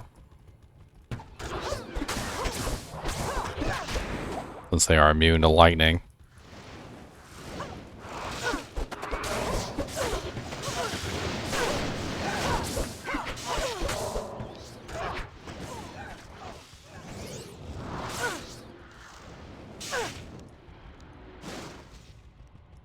Good, the waypoint, nice. Might as well avail ourselves of the waypoint very quickly. I have one. It's not like the old times when you have to make a D2 account in-game. Yeah, I mean, it's interesting to make your D2 account in-game. Definitely has a different feel to it.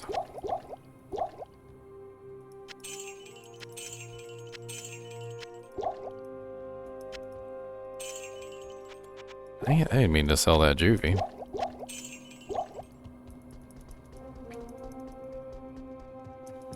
No, sir. Alright, now on to Bale himself. Look here, Black Souls. I would appreciate it if you would move on from my life. Yes, you. And yes, you. And yes, you. I don't think we're gonna be able to do anything about these Black Souls.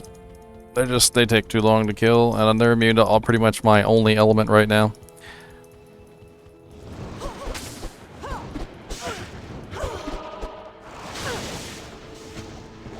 I'll just move right along.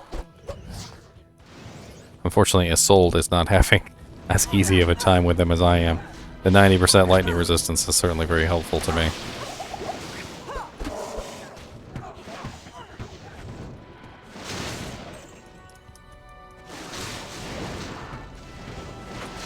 Keep in mind, though, that in Hell difficulty, if you're running into Black Souls, 95% lightning resistance is not enough. Black Souls actually will rip straight through your 95% lightning resistance. You need 95% lightning resistance and some form of lightning absorb to counter the Black Souls in Hell difficulty completely.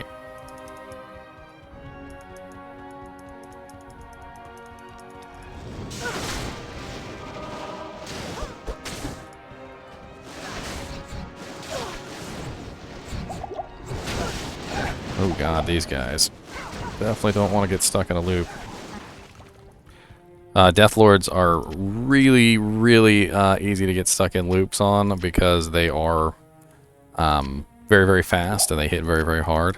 So if you're a sorceress or something like that that has very low faster hit recovery, as we were talking about earlier, Death Lords have the ability to put you in a faster hit recovery loop much quicker than pretty much any other monster in the game, and it's because they have essentially Barbarian's Frenzy ability, which means that the more they hit, the faster they attack, and the faster they attack, the harder they hit, and the faster they attack, and it builds up to the point where eventually they're hitting very hard and they're attacking very fast.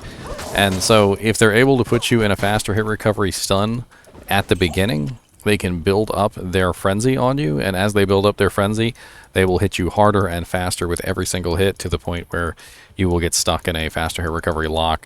There's a reason why the Death Lords tend to be very feared, as they have killed quite a few people, especially when they are running like 2 specific mods.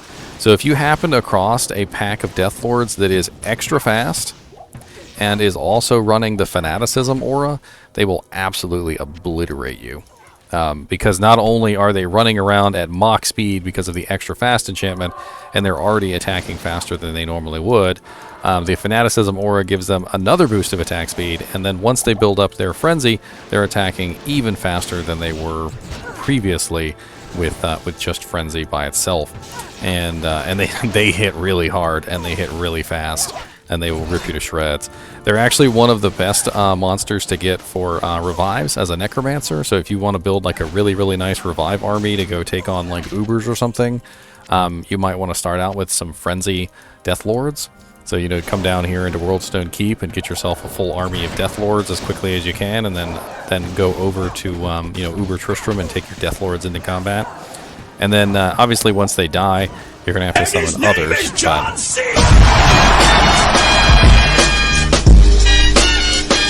That's loud, Francis. It's very loud. It's so rude.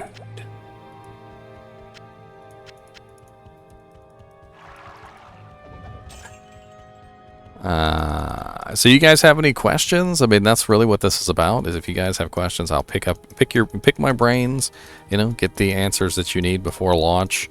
Anything that's been bugging you or that you really just wanted to know the answer of, you know, shoot it at me, and I'll try my best to give you the answer that you're looking for. PlayStation 4s are almost all running old hard drives. I wouldn't take any lag issues on a PlayStation 4 to mean that the PlayStation 4 can't handle the game.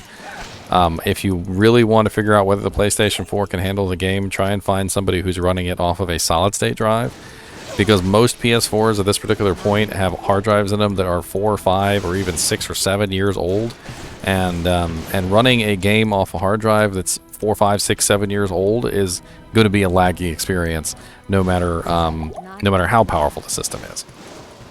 So try and find somebody, if you're really interested in learning about the performance of the PlayStation 4. Try and find somebody who has a solid state installed in their PlayStation 4, and then take a look at their performance, because that's going to give you an idea of how the PlayStation 4 handles the game, not how the hard drive is dying. Is quest bugging still in the game? Will declone be despawned in D2R? Quest bugging is still in the game, as far as I could tell in beta. As I got quest bugged on Duriel, which is a pretty common thing, and then I couldn't go into the palace, and there was a whole bunch of things going on there, and I had to find ways around those flags to get things working again. Will D-Clone be spawned in D2R? Yes, and he was also going to be in single player. They've decided. Ooh, oh my God, Sticky and Dolls.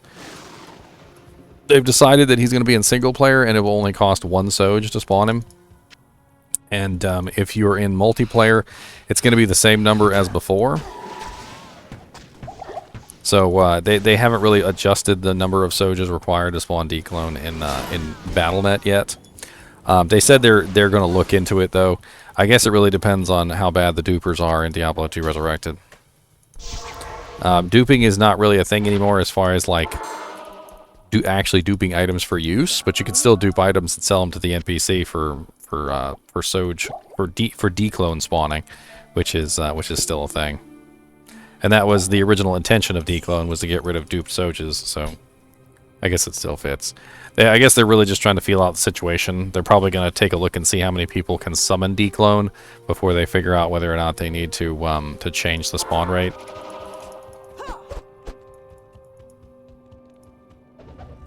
Andariel bug was still in the beta when I played. I bugged Andariel, and she definitely still dropped 6 items, and they were pretty much all rares like every single time. So I'm not really worried about that one. I'm pretty sure the Andariel bug is still there. It had to be freaking Sticky and Dolls, man. It had to be Sticky and Dolls.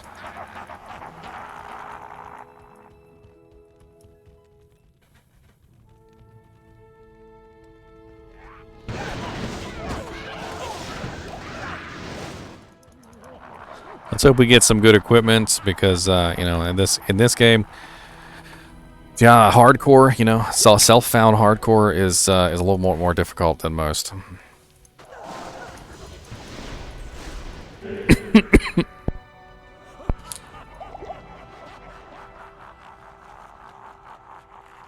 A pack of yoo-hoos and nerds rope for this game launch. That sounds accurate. That sounds fairly accurate.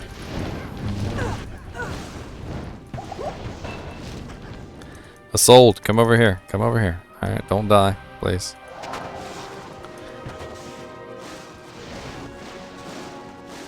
I need mana. Lightning enchanted, but not lightning immune.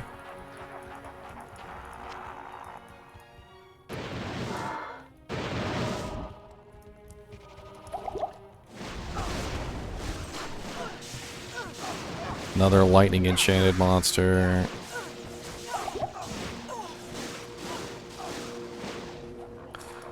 Alright, this next group is going to be a little bit of a pain in the butt. We're going to make an escape portal here just in case. I'd also like to fight him not decrepified. So out of range of the evil decrepification of Bale. Okay, looks like my damage is pretty solid then. Alright, let's go back to town real quick. We're gonna repair, and if you get a unique, that's 3 beans. I'm not sure I'm agreeing to these rules, Gomex. I'm not sure I like these rules. I don't very much like these rules, sir. These are some very in your favor rules. I can't. Alright, we need a whole bunch of mana potions, and let's go ahead and grab another point into Power Strike. And I'm going to show you my secret technique for fighting Bale. My secret technique. My secret technique that I've told you guys 100 times.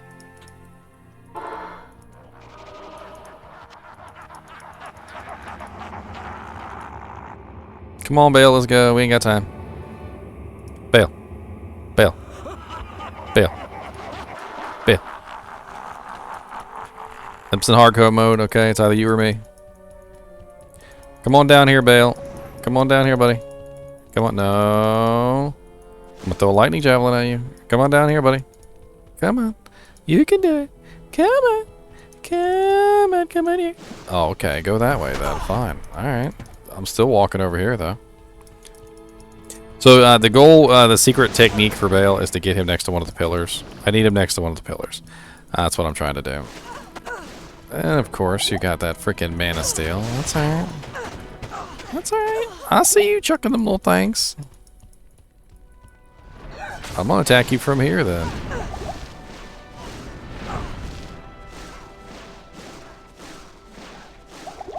I'm out of range of your stupid little mana steel. What you gonna do about it, sir? You gonna come closer? Like I need you to? Come a little closer, Balio. Or don't come a little closer then. Just be rude. If he's gonna play it like this, I'll just play it like this. It's not a big deal. But if I can get him closer to this, I can kill him a lot faster. Unfortunately, he is not close enough. Come a little closer, Bale. No, why are you teleporting over there? He knows my plan. He knows my plan. I wonder if I can do it off the world. I can do it off the world stone. So you notice how every time I throw a javelin at him, the world stone is shooting a lightning bolt back. So I'm getting double the amount of damage, basically for making sure that I'm lined up with the world stone. And that's part of the goal with the lightning javelin, is you're trying to make sure that you're getting 2 hits instead of 1 hit. So instead of doing 900 damage, I'm doing 1800 damage per javelin. Yeah, about 1800 damage per javelin. Just gotta keep chucking them javelins. Standing in the back, chucking javelins. Oh Lord, you killed my mercenary. You and your little OP little vines. Alright, no. My merc is coming with me on this adventure. Alright, y'all ain't gonna exclude her from the Killing Bale Club. Okay? You're not excluding her from the Killing Bale Club. She's coming into the Killing Bale Club with us. That's right. Come on, Isolde.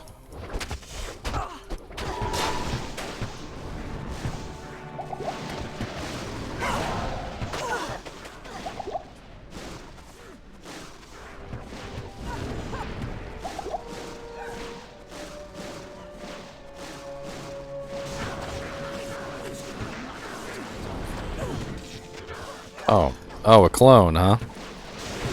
Okay. Your clone's dead. Bale, your clone's dead.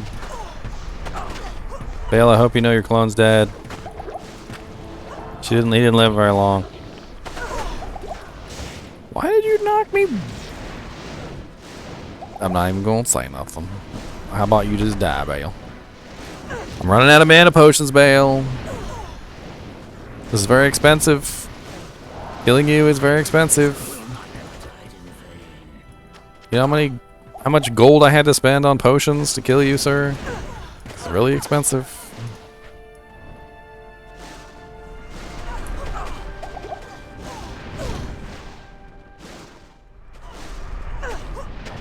Spam your little cold attacks. Alright.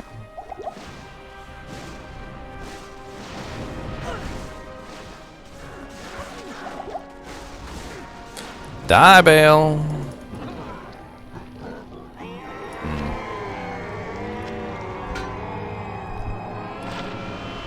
+2 to carrion vine. I mean, it'll be worth some money. We also got a Razor Tine Trident. Not exactly the best drops from a Nightmare Bale. That would have been good in normal difficulty, not so good in Hell difficulty or Nightmare. And then we got a Poleaxe. It's ethereal. Pretty awful. Pretty awful. Let me go sell this this spirit cask in town. 300 bits. See, now I'm scared that those mean beans. I used to be excited to see bits, and now I'm like, are those bean bits? And I don't like bean bits. Nani? No bean bits? No. Oh, they're bean bits. Well, I hate to tell you, but the special deal of 3 for 200 is off the table. That was a day one deal. I have now opened up a brand new package of Birdie Bot's Any Flavor beans. Dear Lord Jesus. 1, 2, and 3. Okay, these look awful. Every single one of them looks awful. I hope you guys are ready. Bean number 1 is a whitish color.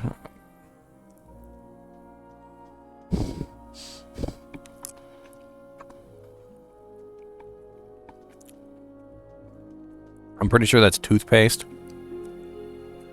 It kind of tastes like toothpaste. Mmm, toothpaste. I don't know what this one is. It's yellow with black spots.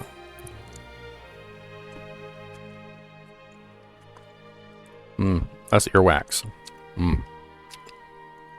I've had enough of these now that I know exactly what they are. And earwax is disgusting. And this one is like a brownish color with black spots.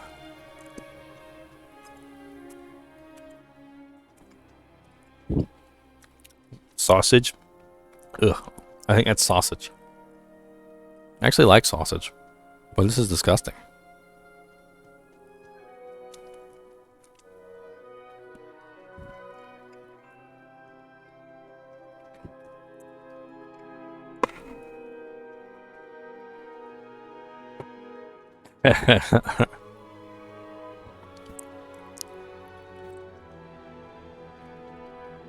What's my favorite food slash snack? I love me some beef jerky, man. Absolutely. Always have loved some beef jerky. Always. Impossible. I'd like to hold on to this razor tine, but I just don't see the use for it. Not when I'm a higher level character. Conqueror Silent Thunder. Nice.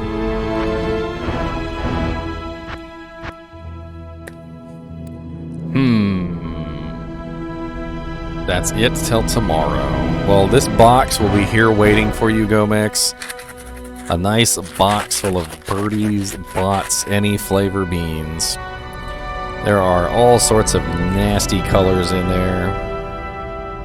I am absolutely certain that the nastiest of flavors will make their way to the surface. Just the absolutely most disgusting flavors. That one is, I'm pretty sure that one's green apple or grass. One or the other. That's a black pepper one there. We got a randomizer.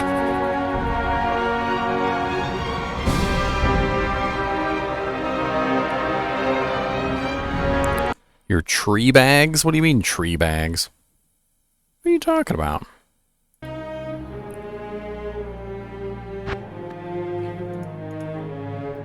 Let's take a look and see how our character is faring in hell. She's probably not ready for hell, but I just want to take a look at her resistances.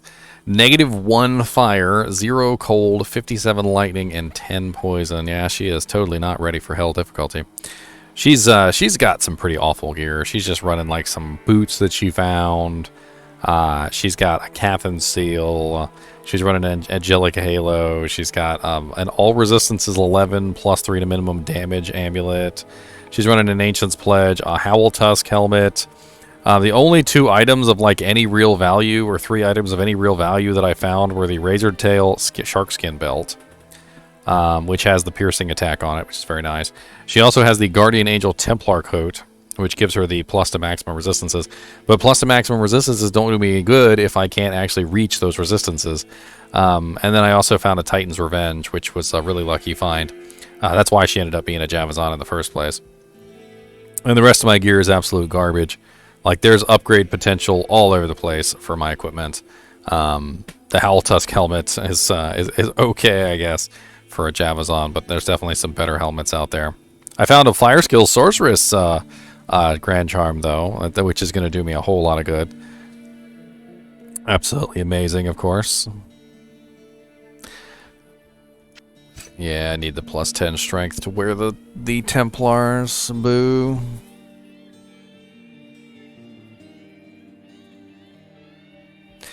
I probably could farm some cows, Baldas. That's a good point. Yeah, that's probably a good idea. We'll do some cows. I need to take a quick restroom break, and when we come back, we'll do some cows. So,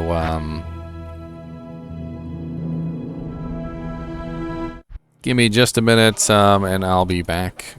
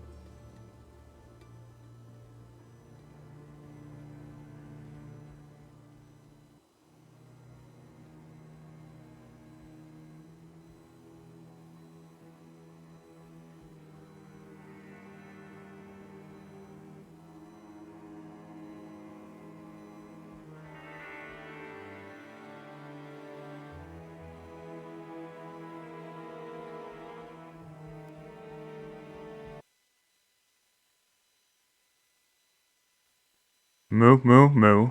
Moo moo moo moo. Moo moo moo moo moo. Moo moo moo moo. Moo.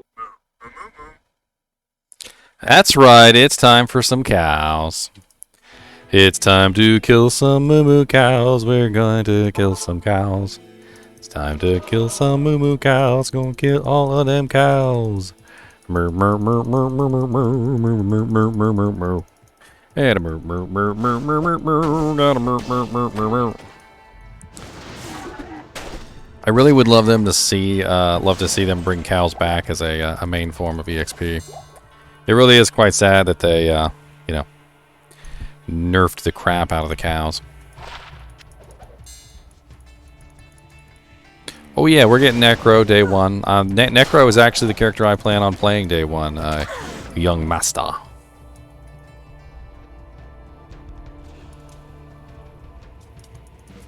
I know I butchered your name. That's what it looked like to me, Young Master. It's Young Matush.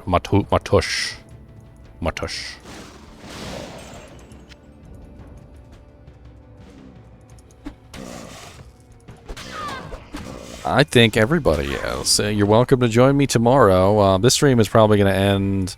I mean, not like super duper quick here, but I do got to go to work at 10 o'clock, so probably around like 9:30. I'm gonna hop out of here and get ready for work. But tomorrow is gonna be kind of like an all-day stream thing. We're gonna have a party pretty much all day tomorrow for Diablo II Resurrected pre-launch, and you're more than welcome to come join us.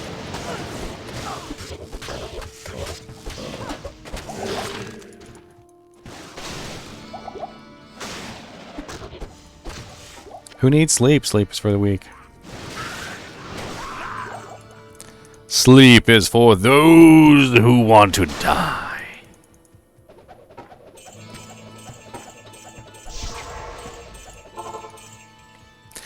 Alright, we're gonna go murderize some cows. Who doesn't like a good cow murderization?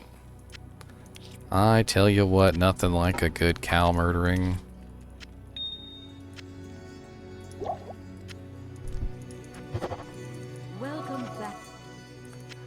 I'm surprised we haven't heard from PETA yet on this game.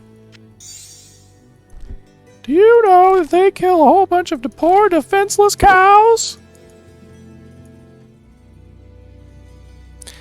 Which character do you do this will be boosted most due to no more Realm Down with MFing? I mean, without the Realm Down to MFing, you can just make a million games and you can play. But I fully expect to see game queues. Game queues are probably going to be a thing. I would totally expect game queues.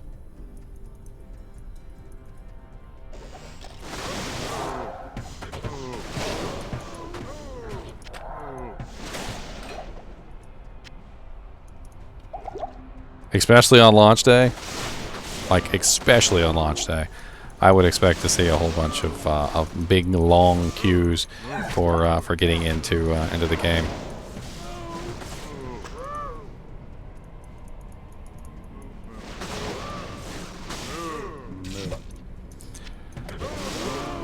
Pindle used to be amazing to farm, but ever since they nerfed his loot table, he's not as great. I mean, granted, you can farm him and you can farm several other monsters very easily.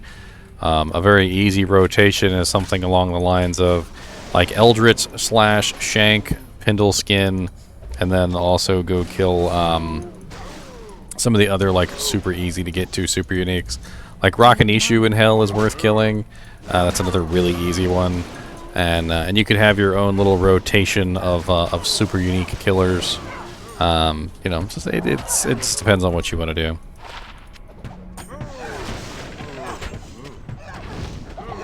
But yes, because they're no longer, you know, killing essentially the ability to change games, or at least as far as I know, they're not. Wouldn't that be interesting if we get in and all those restrictions are still there?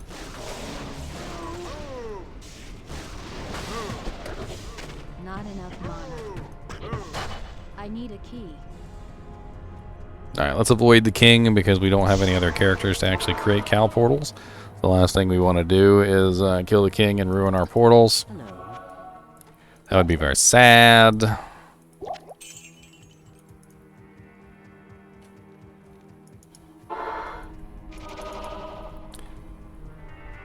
Did he rent a house for launch? I think he's a real estate dealer anyway, so or like a not a real estate dealer, realtor. I mean a landlord. Landlord. That's the term. He probably has a house sitting around he could go hang out in. Be like, hey boys.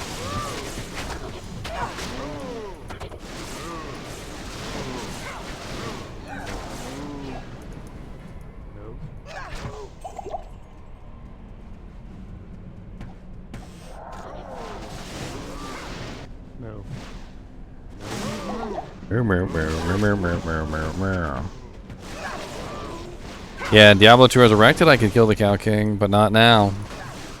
If I kill him now, I lose access to the Cow Portal forever. Forever.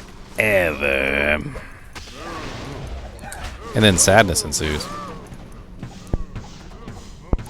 It's really sad, too, because the Cow King has a really good chance to drop some good items. He actually has a really good chance to drop a lot of good loot. And it's really sad that you can't farm him. But that will all change with Diablo II Resurrected. We will soon be rid of the Cow King curse. I need a key.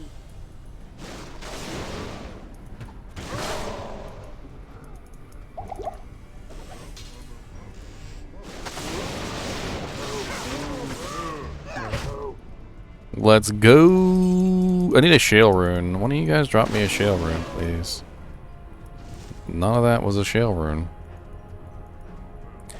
Shale rune. Starts with an S.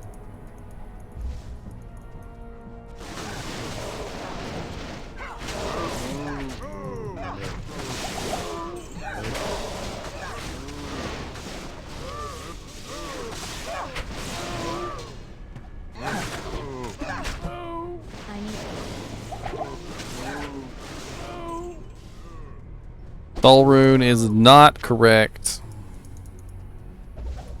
I need mana.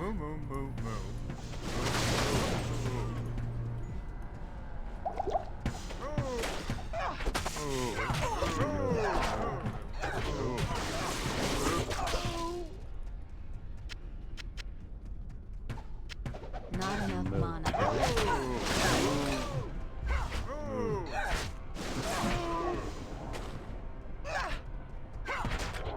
Me and the Rife own around 60 total rental properties between residential and commercial. Freaking sweet. Oh lord, fanaticism. There goes the merc. Not enough mana.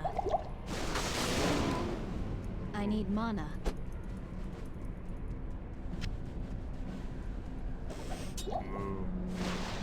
Not enough mana. Hey Valkyrie, can you come over here and actually do some work, please? This guy has fanaticism, and he's applying it to everybody nearby. I would appreciate it if you could do something about this. Why is it always gotta be me? No.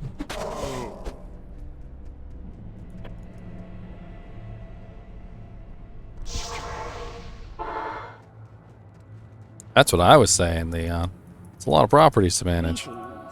That ain't no small undertaking.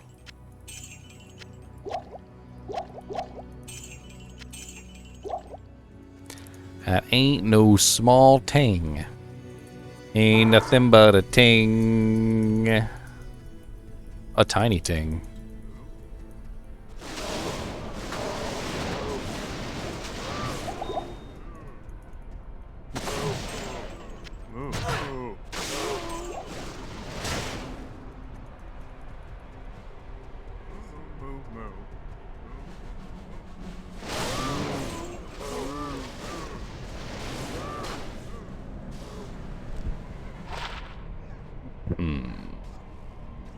That's worth some monies.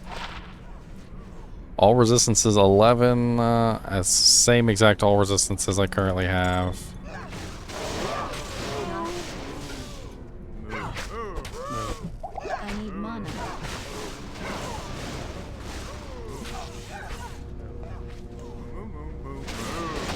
Thankfully, the Cow King is immune to lightning, and I therefore cannot hurt him. One of the best things about being a lightning Javazon.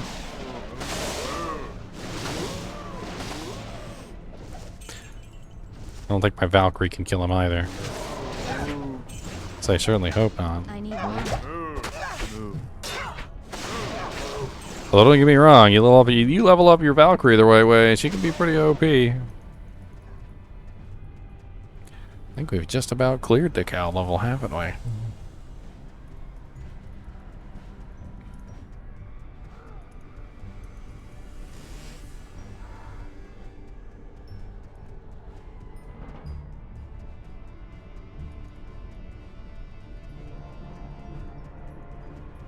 I wouldn't mind seeing a 1.09 patch. 1.09 had some really fun stuff in it. Let me just say that. It had some really fun things. Like the infinitely piercing guided arrow. It has some very interesting things as far as like PvP is concerned. A lot of PvP elements got changed in 1.0, 1.10. Things that a lot of people did not like.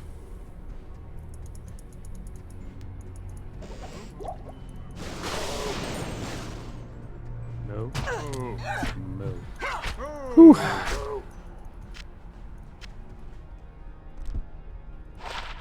Three to 6 cold damage and fire resist 7%. Yes, please. I will see you there, Deviant Brute. With bells on. Or no, with chainmail on. I will have my chainmail on. Definitely going to be wearing chainmail for launch. I hope you guys are prepared for that. I've got my actual armor. My real chainmail armor. And I'm going to be wearing that on launch day. What's up, Cow King?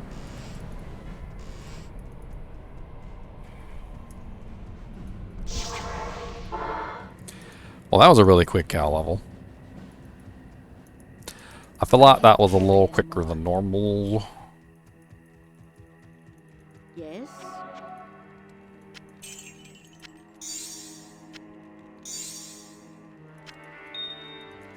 I like flawless topazes. I feel like some of my gear is so bad that I could literally go magic find in normal difficulty for replacements. Like, that's how terrible it is. Good to see you again. Since the rogues have been moving back into their monastery, they haven't been buying anything from me.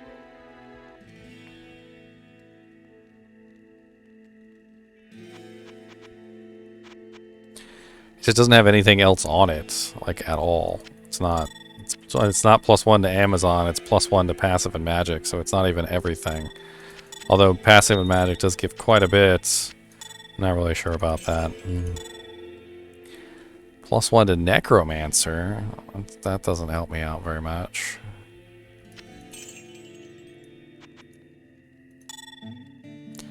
+1 to martial arts. +3 to min. +7 dexterity. 4 life. 5 mana. Cold resist and fire resistance. How does that make my resistances look? Beefs up cold. Fire doesn't go down by much. Poison goes down by quite a bit. Lightning doesn't change. It's actually not bad. I'll take it. I could probably gamble something better, though. I say that, but I'll try and gamble, and I'll get nothing good, like all the rest of the times I try to gamble. Oh, not enough gold. So this is where you go into the cow level and you start picking up items that are worth money. So definitely pick up those items like the ghost armor. The ghost armor will sell for a pretty decent amount in town. And get you a couple more gambles off. Try and get you some decent equipment. Especially when you're solo self-found. This kind of stuff is important. +2 to shape-shifting skills. Boo.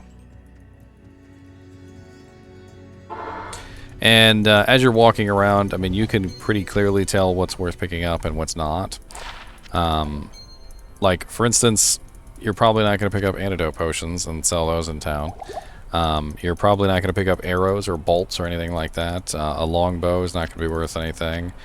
The Grand Charm's not going to be worth anything. Neither is the blade. I mean, if you really wanted to like just go sell everything, you could. But I need a key. yes, I've played in groups quite a bit. L West GG. It's really just a matter of who's online at any given time. And if you guys want to come in, you're more than welcome to come in. On launch day, I can guarantee you we're going to be in an 8-man group. There's pretty much no doubt about that. So, so if you want to come on and you want to play with me, you're more than welcome to. But I can pretty much guarantee you that launch day is going to be hectic and busy, and there's going to be a whole lot of people in here, all at once trying to group up. So, so we will see. This is +1 to Firewall, and Firewall is a level 18 skill, so it should be worth something. No, 18 is just too low. Only 1,000. Level 24 is where the skills start to get a little bit more valuable, and level 30 skills are really where it's at. So when you see like a level 30 skill, like Blizzard, like Frozen Orb, or like Lower Resist, or I'm trying to think of all the various ones. Bone Spear, that's a good one. That's a level 24 skill, I'm pretty sure. And let's check this chest real quick.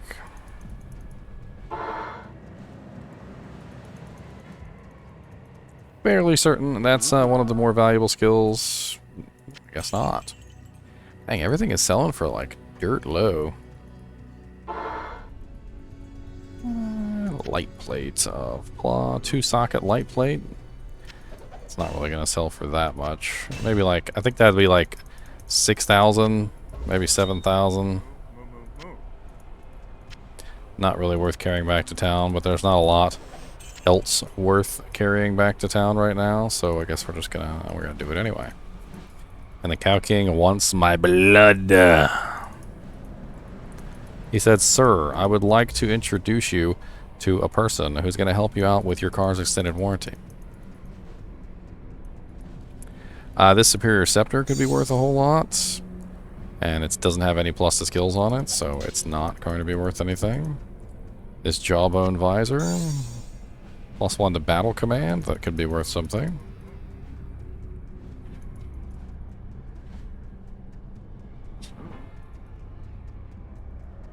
And none of those are worth anything.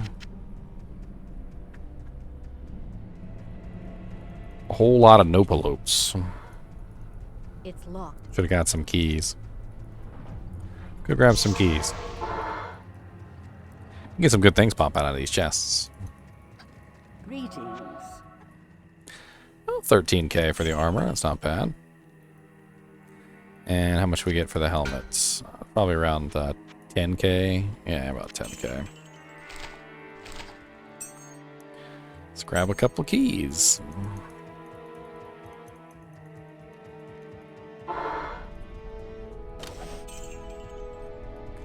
Well, paid for my keys. A damaged light plate.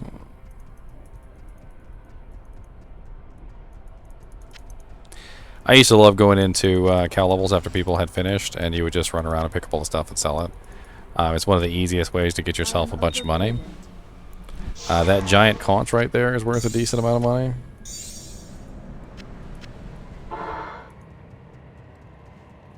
Yes, yes it is.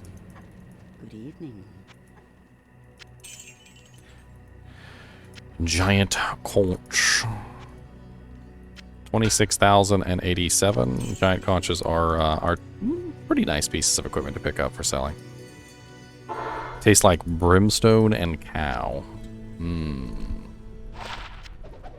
That's smoky cow, thank you. We got the hickory flavor.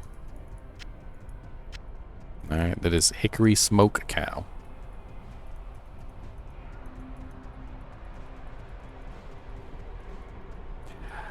This protector shield might be worth something. Impossible. Really not sure about that one. Sometimes these shields are worth a decent amount of money, and sometimes they're worth absolutely nothing. And I've yet to figure out what it is on them that makes them worth money. And I usually don't grab them because I haven't figured it out. But I am a little hurt on money right now because I just gambled every penny I had to Gahid. And all he gave me was a crappy amulet. Oh, another giant conch.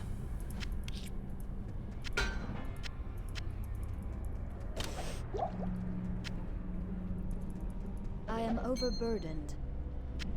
Let's check this ring. Replenish life 7. No, thank you.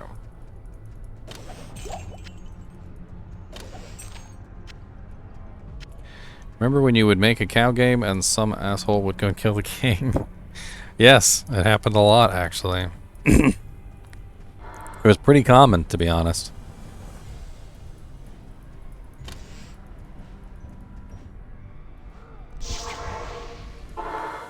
Yeah, 11 a.m. Eastern and, yeah, 8 a.m. Pacific. And depending on where you are, of course, it's going to vary. Ah, crap. I accidentally just put a soul rune in the frickin', I don't think that increases the value at all, either. 6,000. Pretty sure the soul rune was worth 6,000. I don't really need this Grim Shield anymore, so we're going to sell this too. And we managed to raise about 100,000 gold. Not bad.